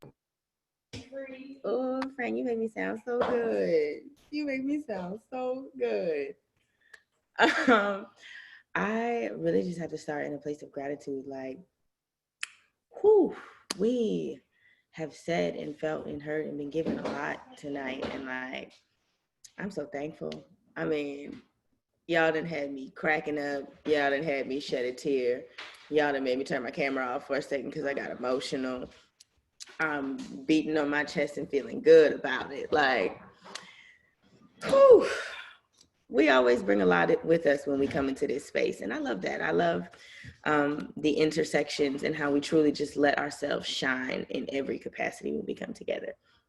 So y'all know me, I really like to speak from the heart when we get into these spaces. And I got my little notebook and I have my little notes, but I really think I am just gonna speak from the heart because everything we heard, and Antoinette, I can't even say nothing but your name right now because when you come correct every time, and you came with your foot on it tonight, on the gas, okay? We uncomfortable. I was uncomfortable, and that's okay because we should be. That is not okay. Nothing that you said or brought to our attention was okay. And to be honest, a lot of my research encompasses, the things that you spoke about. And when I say I'm going to speak from the heart, I mean that at this point, I feel like my only job is to make connections. Like my only place in this place is to make connections right now. So in order to remain intentional, like I like for us to be, we're going to do our 3 deep breaths.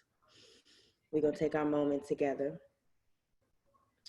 So I just want everybody from the base, from the core of you, not that shallow breathing, that deep breathing that we just learned about, that self-healing, take 3 of those.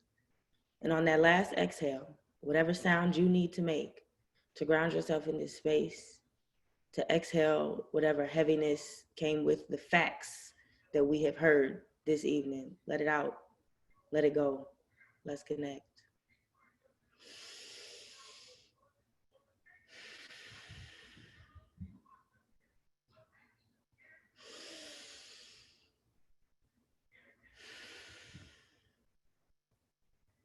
final one. I'm gonna get a little loud, y'all. You get a little loud too.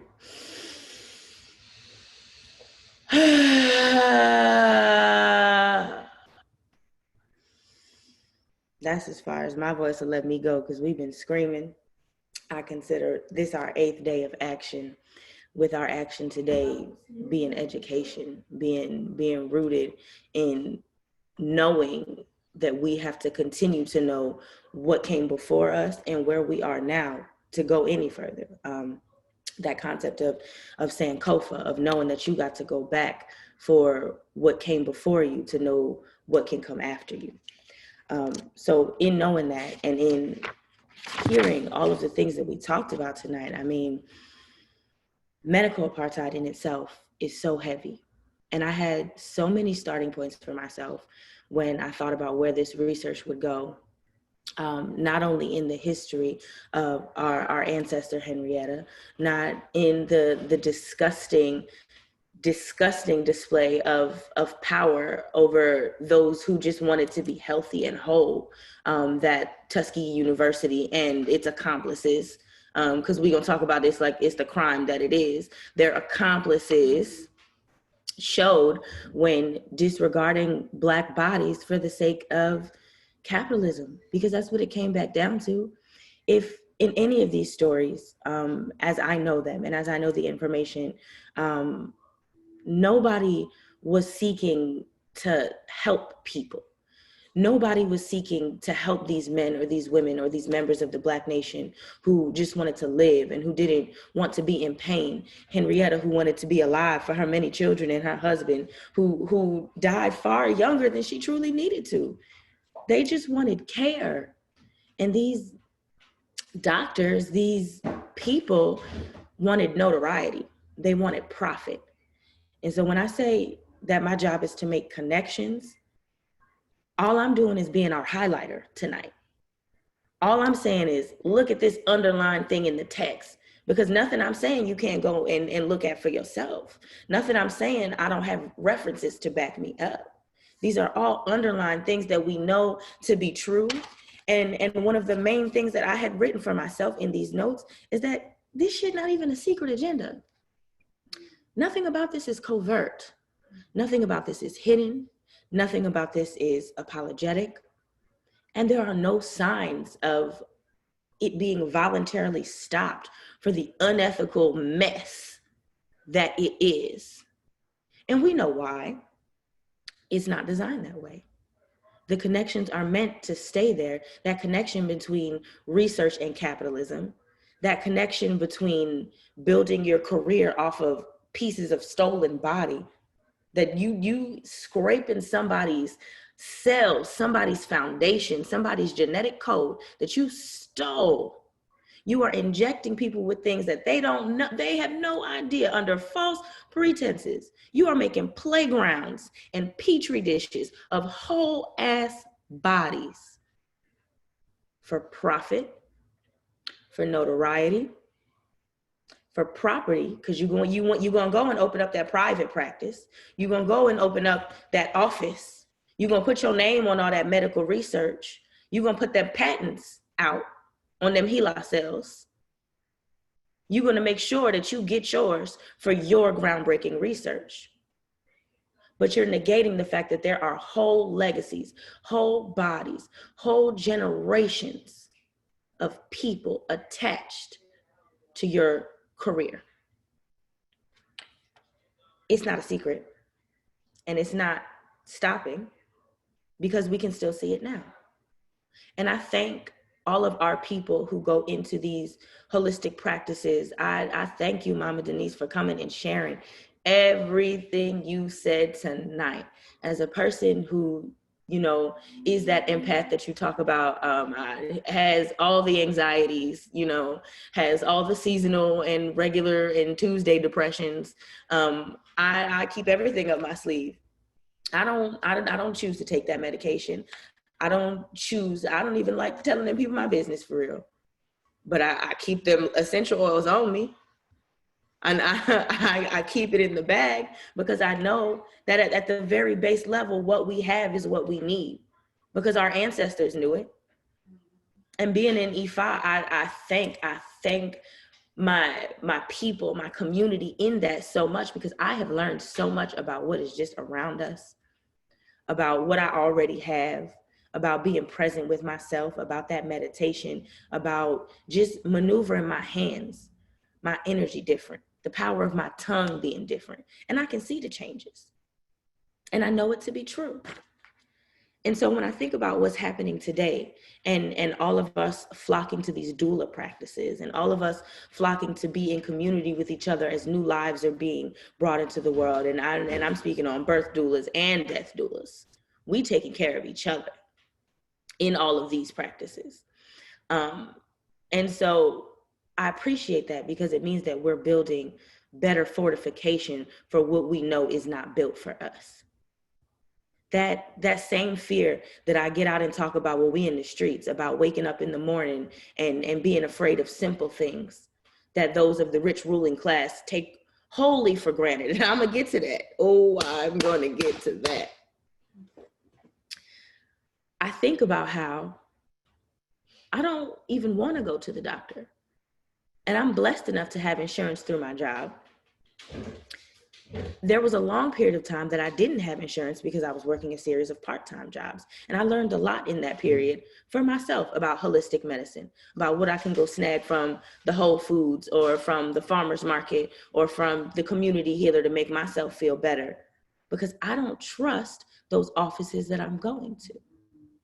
I don't trust that business I'm walking into. That business I'm walking into that is getting paid to maximize my dollar. They're going to treat me. They're not going to cure what I have. And that's the best case scenario if they even listen. I feel that fear every day. And I know that it's so common for us, for Black people, to the point where there's whole marketing campaigns targeting that, getting us to go to the doctor. We don't go. That is a cultural thing for us. And I can't be mad at that, because it's self-preservation. And so, oh, that's my time check. See, this is how we know I done got excited, y'all. Let me wheel us back in. When I bring us to that connection, my main connection really for COVID is the connection between education, which is why Tuskegee hit me so hard, and the connection between profit as it stands, and how education is being used as a stepping stone for people to make a profit off of something that we don't even know how dangerous or for how long it's going to be dangerous. The very first thing I come out here and talk about when we get out here is how the school should not be opening. Who is most at risk when these schools open? Because we know it's going to be our babies, our Black and brown babies, our Black and brown teachers. And these things, this pandemic is about exposure. And they don't care about how many of us are exposed, because that rich ruling class, they have their safeguards. They got their work from home. They got their good insurance, their specialists, their good treatments. They're not worried. But for those of us who are afraid and who are exposed and who do not or cannot go to the doctor, it's us where that's running rampant. And so guess who they're looking at for these medical trials? Guess who they're looking at to then again exploit their research? It's not covert. So they know that they can't steal our DNA blatantly anymore. Outside of that 23andMe, them DNA tests, I would say watch out for those. They can't just scrape our stuff off at the doctors anymore, because we got safeguards for that. People done went and fought for that now, so they have a harder time going through those things. But what you can do is have these HBCUs send out these emails to their students and say, hey, these COVID trials are happening in New Orleans, and it's downright your duty to make sure that there are enough participants in this research so that a vaccine can come as soon as possible. And a line in the email even said, we have to make sure enough Black and brown people participate. Why the specification? Why the collaboration with HBCUs again? Why use these presidents as a prop to go and rope in these students who got university healthcare or healthcare through their parents, or who aren't from here, or who are struggling? We know what that's like, and who just want to make sure that they're doing the right thing, or they're doing something good, or that they can be safe. Exploiting the people's need for safety in order to make a profit and then turn around and not even take care of the people. And at the most deplorable part of this is children. It's children. The connection between education is not a mistake. There's a reason for that. They're gonna take us out now. They're gonna do their little experiment, their little dirty work now. Let me, I know my time. Let me just say this real quick. I had a specific note that I wanted to bring to attention, and it's the company's name, and I want to get it right. AstraZeneca. AstraZeneca is a sponsor to these trials right now. And the trials are popping up all over the United States. And I'm going to highlight the connection to the very, very similar Tuskegee experiment, where funding got fishy and they still kept it moving. Or funding got fishy and they didn't communicate with these people that they've exploited for their bodies, for their research, for their notoriety, for their funding, for their grants, for their federal money. They didn't let these people know, or they didn't treat them with respect. And now they ass out, because that's the best way I can say it. So now AstraZeneca has people who have received the first round of COVID vaccine trials. And now because of funding and numbers, because we are still unpredictable on COVID, we still are seeing, as these restrictions are lifted for the sake of the economy, not for safety, the economy, that our numbers are ticking right back up and people are vulnerable all over again. We are seeing what is happening. And you're gonna put the children on the front line by opening schools and then requesting that they be in these trials. And you can't even follow up. You can't even finish. So you got people out here with one dose of something they don't even know much about in their body and can't even finish what you said you was gonna do. We are not your fucking lab rats. Period. Period.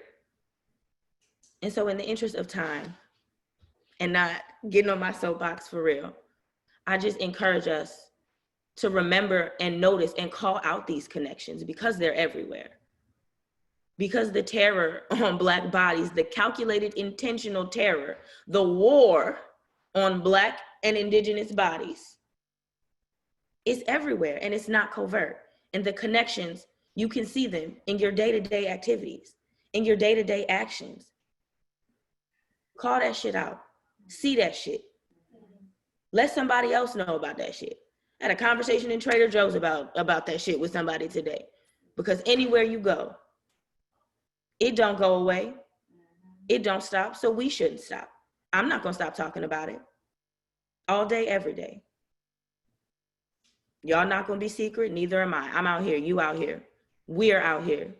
And the more we support each other, the more that we learn about our roots, the more we go back to what we know to be true and ground ourselves in truth, in our own truth, in our own education, in our own study, and in the practices that belong to us, the more progress we can make as we do this revolutionary work as a whole. I love y'all. I'm grateful for this opportunity to have been in this space. I'm so happy that I learned what I learned tonight.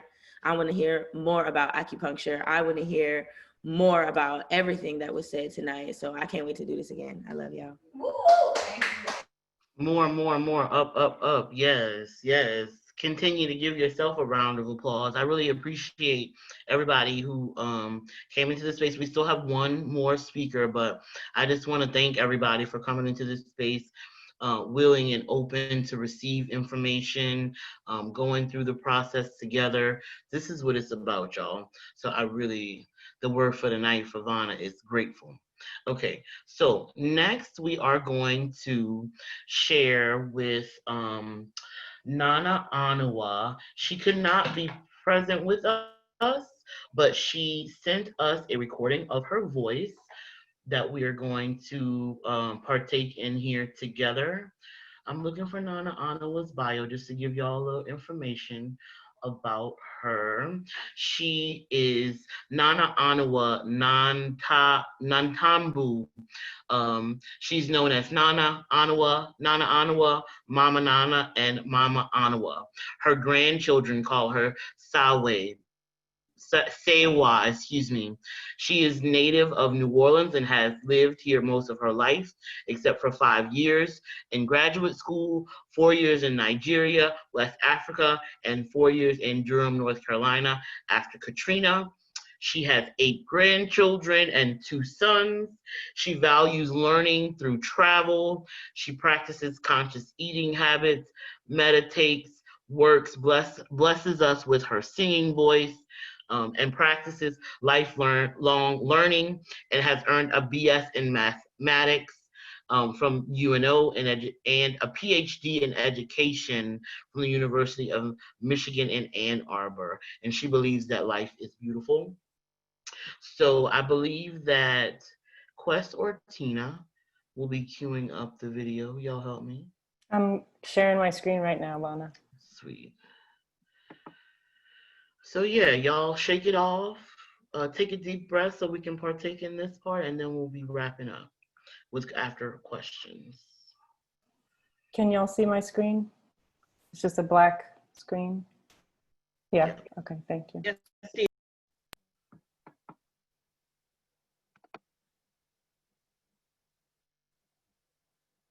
The first thing is thank you all. Thanks to Quest for inviting me to be a part of this program or session meeting today. And I'm thankful that Tina had so generously is willing to record this. So thank you to all of you, and thank you to those of you whom I can't see that are out there. Okay. I know that I'm a child of God, a child of light, a spiritual being that is whole, perfect, and complete, manifested as this physical body, this person that you see now, with all of my gifts and all of my shortcomings. I accept myself. Yes. I know that I know just about nothing, and that is enough to do what I'm called to do, and I'm standing in courage. I know that I'm continually evolving and growing in and as love. I am love. And I know that I am here to serve, that I am a gift. And I know that the above are true for me as much as they are for you. We are one. And so from there, what well-being is to me, because we're talking about healing and well-being. And so for me, well-being is all of those things that keep us in balance. And for me, that's comfort, joy, peace, love, good relationships, having my needs met. And so what that says is that healing is ongoing. It's not like you get it and it's good and it's solid forever. So just like some of what we're offering you means you don't do it one time and think it's solved. Life is dynamic and things are always coming up. So you have your little toolbox of things and then you call on them as you need them. I believe, and this is true, that my first experience with healing was as a baby.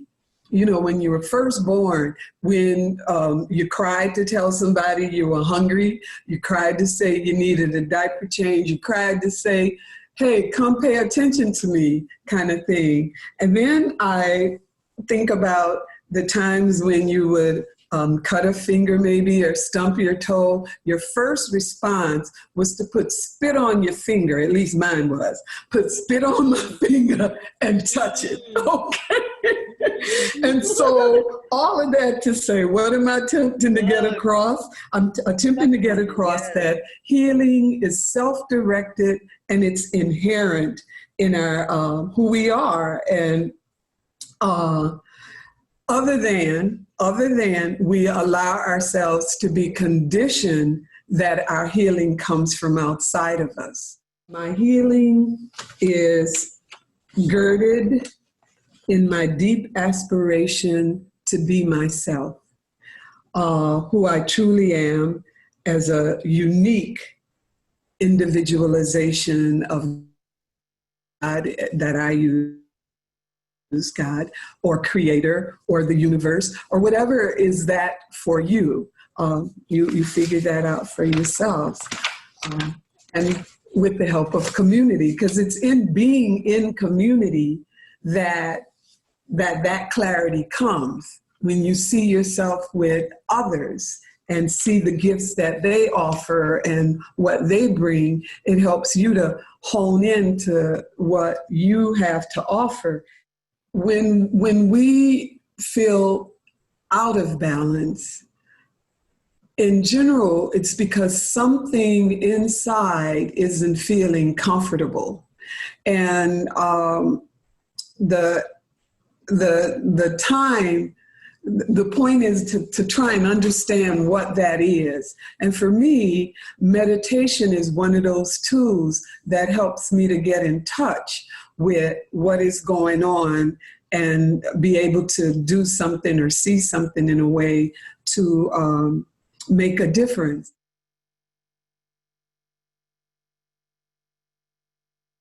Her definition for meditation is turning the light on inside of you to get and see the wisdom in your bones. And so to do that, you have to be still.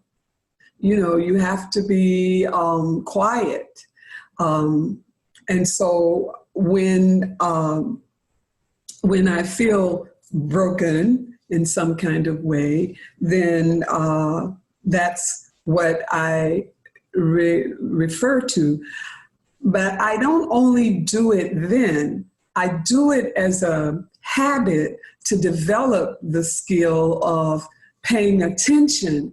And the modern word is mindfulness. My mother would have called it paying attention, to see what's going on as well as when I'm feeling out of sorts, but just to know, because those things that are going on, just like I said, we're all connected, so they're affecting me as they're affecting everyone, except some people don't pay attention, so they don't understand certain behaviors that they may be showing up in is because of the racism or the sexism or the oppression that they're feeling, the pressed, down pressed, as Bob Marley would say. So it's important to develop the habit of being still and sitting and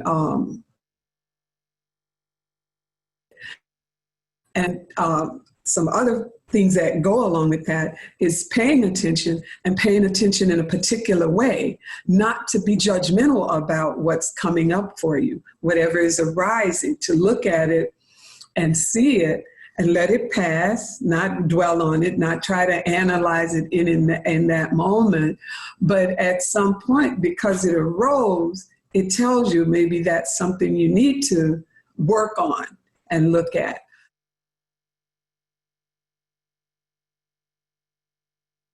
In Western culture in general, and I'm talking about the US because I know it, we've not tended to embrace grief in a way that allows it to empower us, to free us, to strengthen us.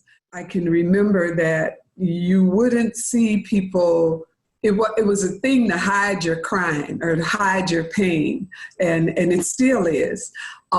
In the Dagara, D-A-G-A-R-A culture, of which Sobonfu Some is from, and you may have heard of her, it was her former husband, Malidoma Some, that in their culture, they have grief rituals periodically.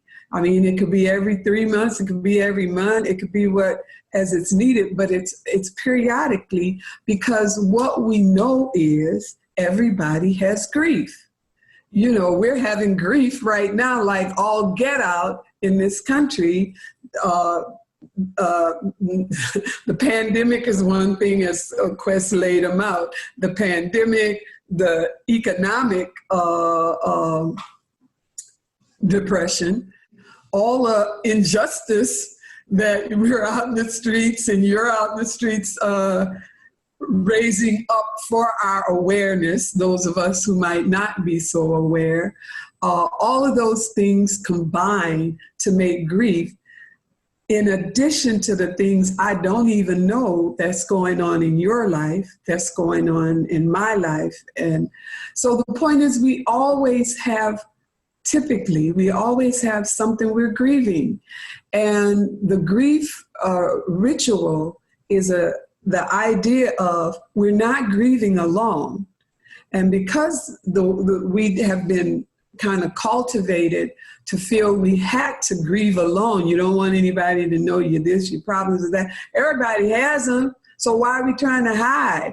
And the opportunity to do the grief ritual is a place where, you know, if I feel this is so overwhelming that I could break, that's not going to happen, because you got the whole community with you, around you, literally at your back.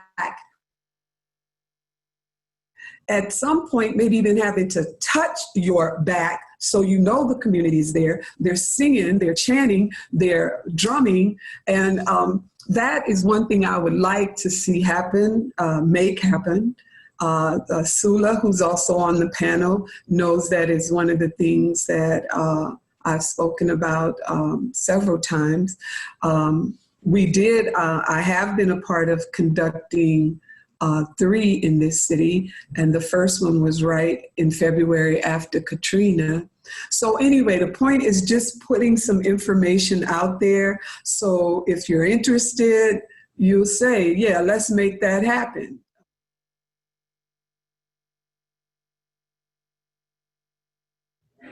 So if I take a breath, and maybe you too, maybe you need to take a breath because I'm coming at you with a lot of things.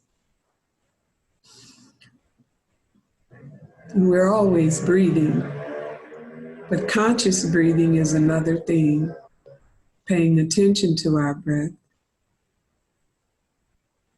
noticing that our belly rises as we take a breath, and it falls as we release.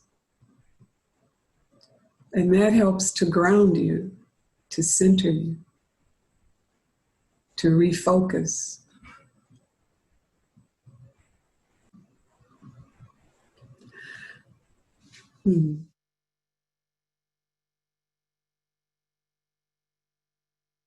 Short of having an experiential activity, that I would just say and offer that a part of having what you need is being in a community that supports your well-being. If you're in something, make sure it's something that's supporting your well-being. If it is not, then whatever you need to do to bring the attention to the organization, to the family, to your partner, whatever, do that. And then, in addition to that, use the benefits and the blessings of nature. I mean, if I had to really think, I'd probably gone to the river or the lake as my community and cry there, because I'm not someone who can just cry. But when I get to that water, I cry because I think it's so much water that people wouldn't notice me crying anyway. So, but yes, nature, the water, the mountains, anything I'm saying to you, I have experienced. Just standing in the sun or lying on the grass and letting the sun hit your body, taking your shoes off and walking and letting your feet touch the earth. We don't do enough of that. But they call it ground because that's exactly what it does. It grounds us.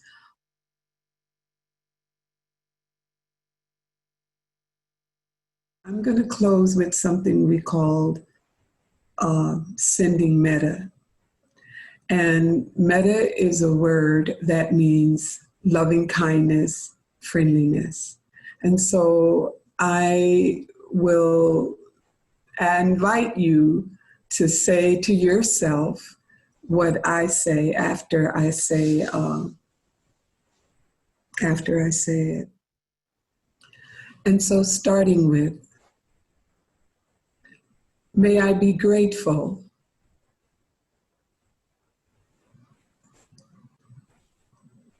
May I be peaceful and calm and wise and skillful. May I be grounded in my spiritual roots. May I be safe and free from all forms of danger. May I stand in truth, light, and love. May I be gentle and compassionate with myself.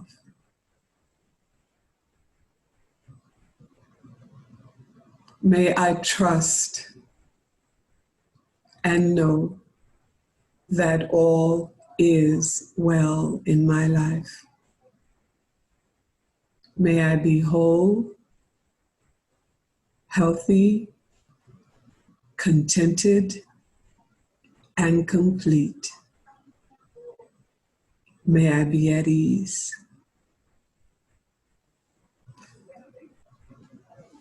Thank you.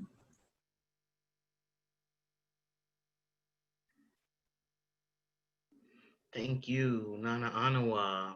That was beautiful. Tonight was beautiful, y'all. It was so good. And I just think about how imperialism came in and like cut the vein from a way that we would operate. It came in and said that we had to be this dominant, controlling, ignore the contradictions, ignore your natural body's reactions to things, consume, consume, consume, as opposed to being in alignment with the forces of nature, being energetically in tune with the moon, the cycles of life, all those things. So just connecting the dots again some more, how grateful I am for everyone coming here to help break down some of these things, but also hearing that it's about building it up as you're breaking down.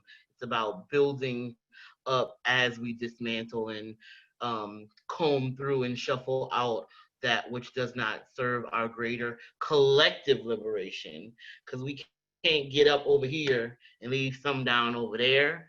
It's about Ubuntu. I can only be because of we. So I'm so grateful. I just keep saying that, but I love y'all. I believe Angela's going to give us a call to action. And we're going to keep it rolling, keep it moving. Look, I'm in my fields over here. So before I jump into this call to action quest, I just want to see if you want to do any other check-in or if we want to open it up for any quick comments. We're not trying, I know we're not trying to stay on here all night, but I just want to make sure I'm falling in line. Absolutely. Appreciate it. Thank everybody for making tonight a powerful, beautiful, revolutionary healing night. We are way over time because it was that good and on point. So I don't want to keep y'all too long, but I want to give space for at least a question or two, 3 maybe, that can hopefully be responded to, especially by Antoinette or Avery, because the rest of our speakers are not here. And then last but not least, before we even get to that, one of our Taken Down organizers had an announcement on behalf of, or I can announce it if you want me to, Gabby, but on behalf of who was supposed to be our 6th speaker, I think even though she couldn't be here tonight, just her very presence on the agenda speaks volumes and was powerful. We couldn't have her tonight, but Gabby, did you want to speak to that? Because you were in communication with this sister. If not, I can speak to it. I can do that. Thank you, Quest. Can y'all hear me well? Yes. Great. So I was in contact with a Nigerian woman who was recently released from a Louisiana ICE detention prison. She was there for 2 years. She immigrated to the US 8 years ago and now has a 7-year-old daughter, but she missed the past 2 years of her daughter's life because she was incarcerated. I heard her speak a month after she was released in July and immediately thought of her as just a perfect person to give witness to medical apartheid in the age of COVID-19 and in ICE prison, which we know because of the bravery of Nurse Wooten in Georgia, that the inequalities and the oppression that women and Black women and folks experience in ICE is just unparalleled. Miss Tatalu Helen Dada chose not to speak tonight. She wanted to so badly and she's sorry she couldn't, but she is so afraid that ICE is just waiting for the smallest reason to pick her back up again and incarcerate her again, that she does not want to risk anything that could take her away from her healing and her life. And I completely supported that. Take 'em Down completely supported her need to care for herself in the ways that she needs to. She did write an article this year about her experiences being a immunocompromised person with asthma. She was hospitalized while she was detained, and it's a very intense story. And her and I were just lamenting the state of things where her voice is silenced because of this fear and the carceral tactics that are placed around her body. And she did say, as a Black woman who's an immigrant from Nigeria, that her highest hope is to abolish ICE and that she wants to stay connected on how we're doing that. And so she's very excited to have updates from us and what we're doing. Thankfully, she's safe, so that's what matters. I will link below in the chat her article that she wrote, and I encourage everybody to read about it and think about her just being one person out of the tens of thousands of people that are being terrorized by ICE. And these are all the stories that we just won't hear because of the carceral system pushing them into fear. So we honor her in her absence. I'm going to link that article now. Thank you for that, Gabby. That was and is very timely. We have been doing in some of our affiliate organizations, namely the Workers Group, a lot of direct action work around ICE concentration camps and calling them exactly what they are. They are concentration camps. There are at least 40,000 or so beds in the United States. And the number 2 location for those beds in those camps is right here in Louisiana. And so when we hear about the type of abuses that are happening in Georgia, that's literally right up the road for us. And we don't know what they're doing to people up there in regards to that. We do know that, for example, the direct action we took back in August 14th, we stood in solidarity with 40 Cameroonian, 40 African brothers who were on hunger strike. And, we went out there and were brutalized by the state. They pepper sprayed us just for peacefully protesting.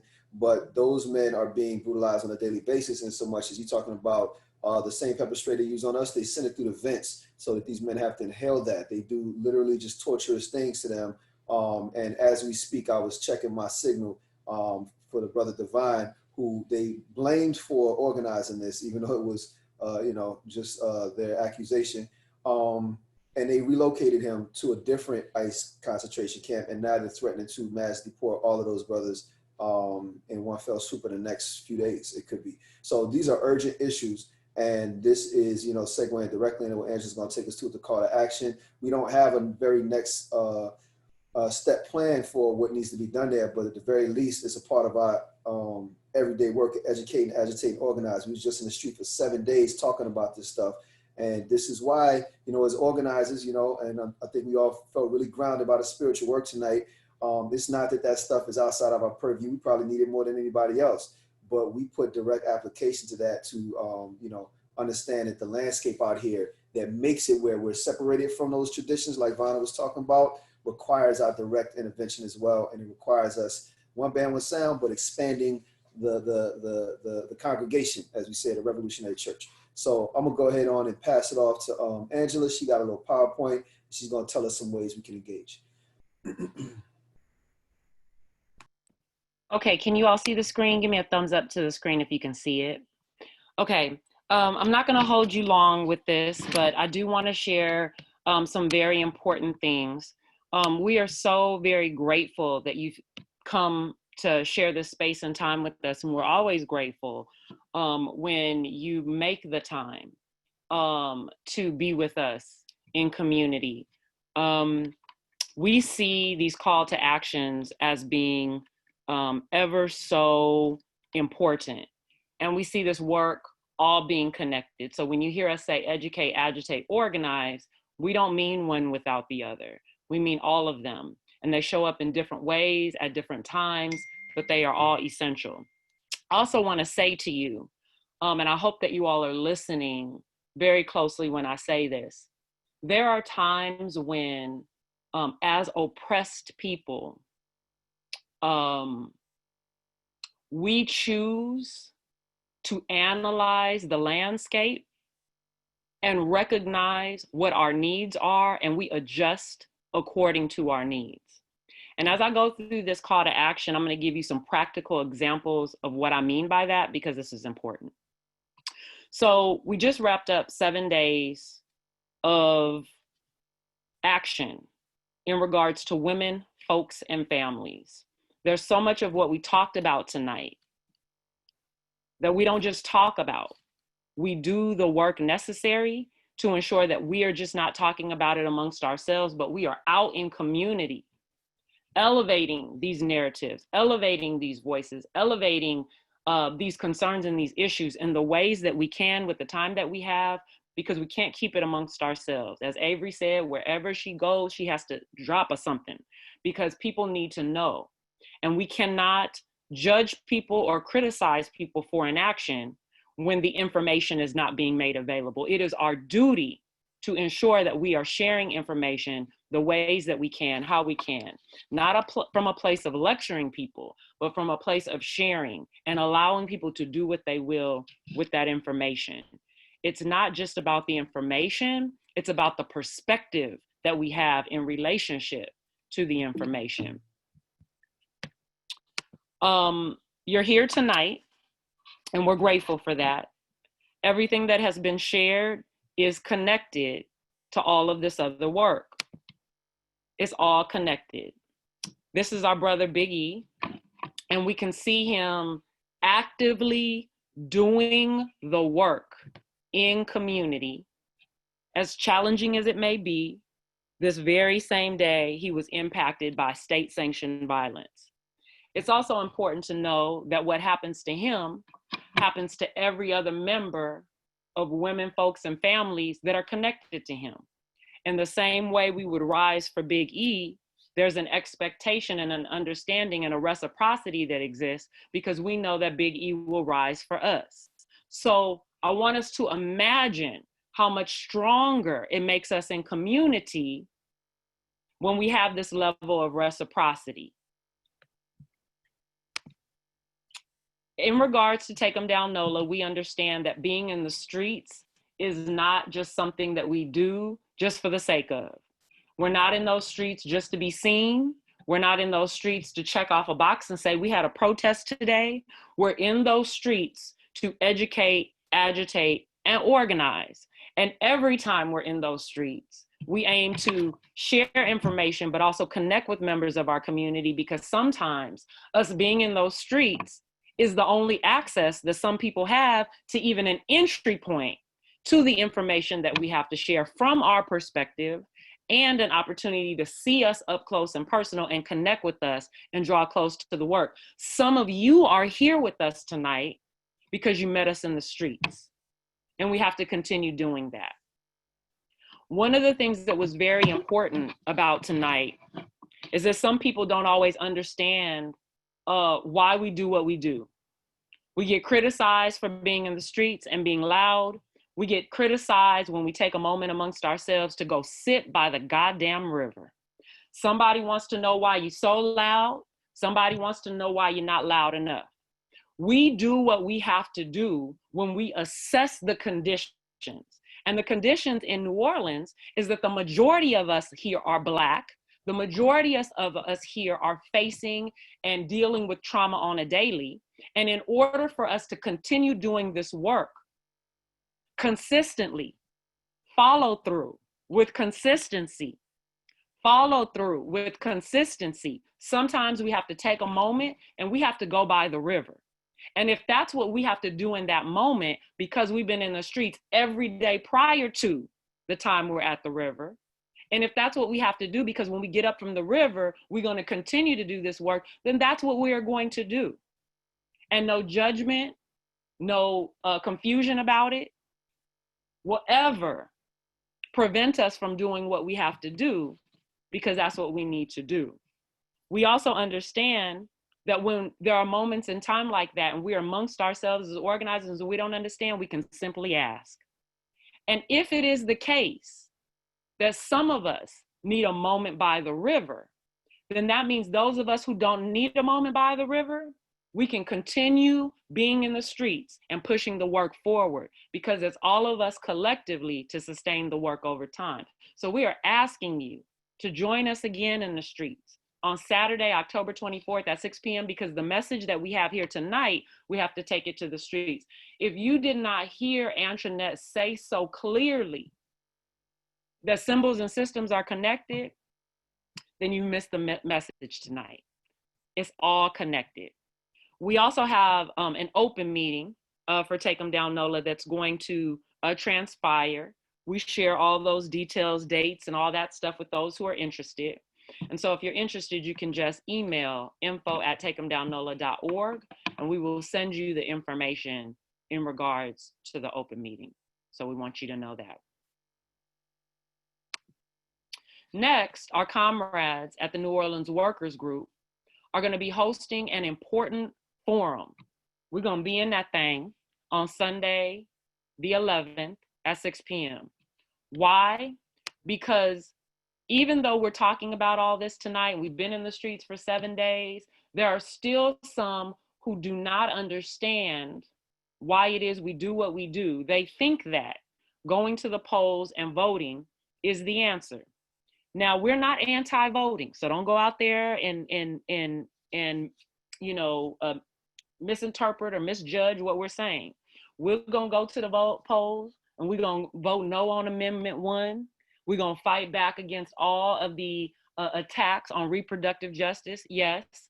And we are not under any illusions that any vote that we cast is ever going to fundamentally transform the conditions of the systems that are designed to exploit us and oppress us. Everything Antoinette and Avery just said tonight, no voting is going to switch that out.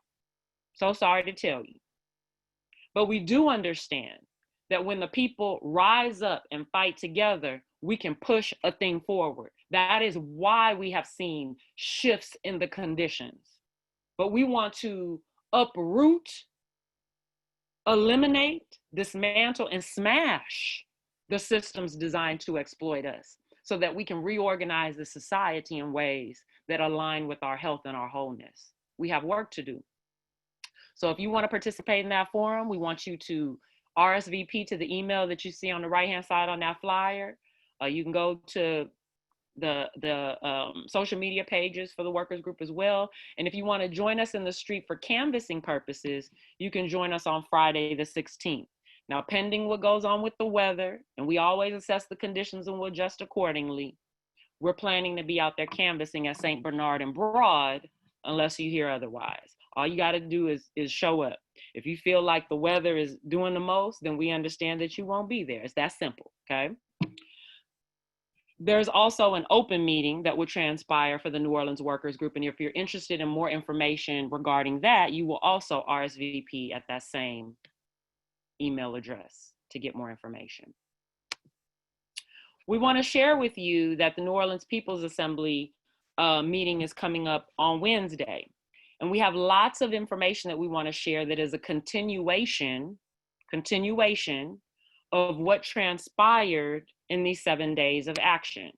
We talked about the demands in alignment with the Fight Back Manifesto. We talked about living wages. We talked about the fully funded relocation of Gordon Plaza. We talked about the Civilian Review Board as it relates to police accountability. And we talked about flipping the budget. Those are areas of practical work that the people of New Orleans told us for 6 months straight in a row when we started the People's Assembly. And we hold that work because the people asked for it, and we're not just gonna drop it. But we are also clear that as we are doing that work, we are also not under any illusions that achieving any of those things are gonna fundamentally transform the conditions at a systems level. So we do this work on the pathway toward liberation. And we're very clear about that. And if you are interested in knowing more or participating in that particular meeting, you can simply drop me your email address in the chat box, and I will make sure that you are added to that invitation. We also want to affirm that you don't have to wait until Wednesday to start showing solidarity with Gordon Plaza. You can always light it up in the city about Gordon Plaza. You should never be anywhere where you see any city official, the mayor, or any council member and not ask them what they're doing for Gordon Plaza. If you happen to be walking through a restaurant, you at a happy hour at a bar, I will hope that you would not be under coronavirus, but if you are, and you see the mayor in there, you should ask, what are you doing for Gordon Plaza? There is no place that these people should go and be comfortable. You know why? Because they are all right now seeking votes. They all ears right now. They don't know how to find Gordon Plaza until it's time for election. And we ask you to make sure that you constantly keep Gordon Plaza's name in your mouth and that you bring it up anytime you see somebody. We want to thank you again for joining us in this work in regards to Take 'em Down NOLA. If you are not following us on Facebook, Instagram, Twitter, any of our social media pages, we want you to follow us. There's also lots of information on the website in regards to Take 'em Down, and we always doing something. There's not a month that goes by for the last 5 years, going on 6 years of our life, that there has not been something going on with Take 'em Down NOLA. So if you want to draw close to the work, we have plenty to do. We got folks working on curriculum. We got folks working on a zine. We got folks working on actions. We got folks working on these forums. We got folks doing all kinds of things because we believe in educating, agitating, and organizing. And we got to hit it from all angles. And we welcome your support if you are in alignment with liberation.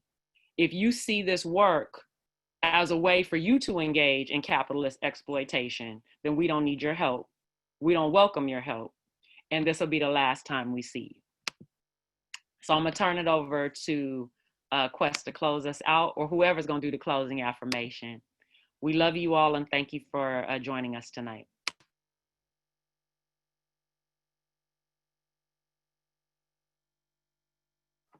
You're on mute.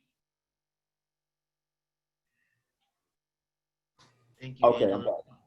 Saying thank you for making it crystal clear with the class lens. That is absolutely necessary, especially in our work, because we do attract those types, you know what I'm saying? Because this has to do with symbolism, and don't get caught on the surface, because it goes, as y'all saw tonight, so much deeper than the symbol. The symbol is an access point to understand the system, which we are absolutely 1,000,000% serious about smashing and destroying, so that we can replace it and bring back all of this beautiful spiritual health and culture that we come from.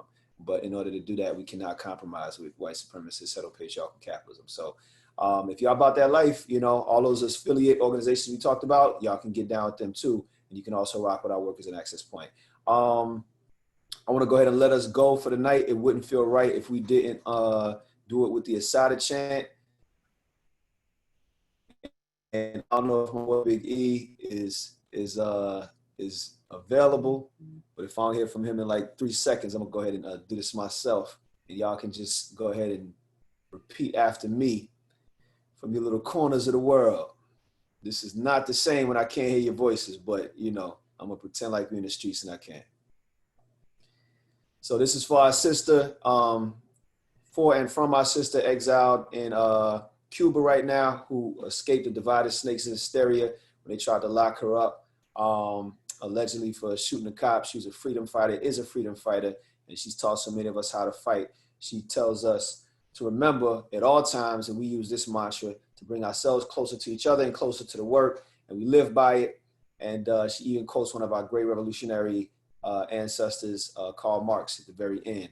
And that's important too, because when you get into this revolutionary theory, you're going to see how it's all connected throughout the centuries, across geographies, across racial lines. We all fight against the same system. So we need to remember that it is our duty to fight for our freedom. It is our duty to win. We must love each other and protect each other. We have nothing to lose but our chains. It is our duty to fight for our freedom. It is our duty to win. We must love each other and protect each other. We have nothing to lose but our chains. It is our duty to fight for our freedom. It is our duty to win. We must love each other and protect each other. We have nothing to lose but our chains. We have nothing to lose but our chains. We have nothing to lose but our goddamn chains. I say, oh. Round of applause, my people. Y'all was going so hard, I almost heard you through the mute buttons. Good night, everyone. Good night, y'all.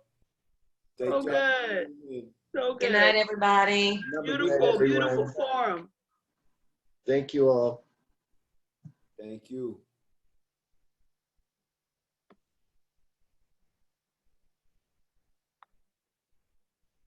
Love you, Tina. Love you, Nat. Biggie, you make sure to tell Tiffany we saw her peek up in here. And Drewski, thank you for coming through. Yes.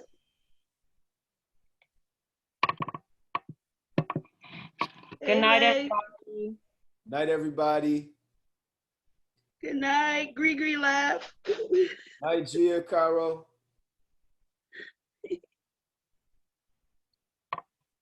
Good night.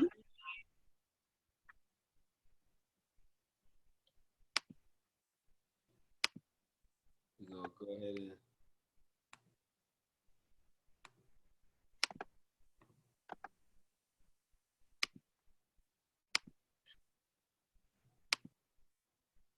alrighty. Everybody. Okay, yo, that forum was fire. Fire. Oh my God. Fire. So good. From the flyer to the fire. All the way around. Yes. Yo. I hope Good people work, pick comrades. up on the connections. Like everything we putting out, it's all thought. Like the flyer is totally. I love the level of details, and I hope people can see that it's like we didn't jump in. We didn't have to hurry up and organize a thing on yesterday. That was so. It's just all so in alignment. I love that we had this planned already, and the 7 days got. Come on now. Exactly. And then Wednesday next week, we about to start this real political study in People's Assembly. Come on now. Come on now. I'm ready. I'm hyped. Gotta elevate to the next level and go in. All right, listen, real quick before we all get off, I want to take this moment. Biggie, can you hear? Because I want to make sure you can really hear this message for you too. Corey, can you hear? Okay, he in another room. He said yes. Okay. So listen, I just need to let you know, and I wish Malcolm were here, but it's all good. I'll tell him later. I just want you to know how much I just deeply love you all. in the way you have been holding down the court. Here I go, eyes welling up, in a meaningful way, because we have been going hard since the pandemic hit. Like, I know for some people, the pandemic hit and they trying to figure out what the hell they're doing with themselves, right? They're in full-blown quarantine. They ain't seen sunlight since. They trying to figure out just how to make it from day to day. And we have not only continued our work, we've elevated, you know what I'm saying? And I am just very grateful that we've been able to ground ourselves, but still tap into that which is necessary to sustain us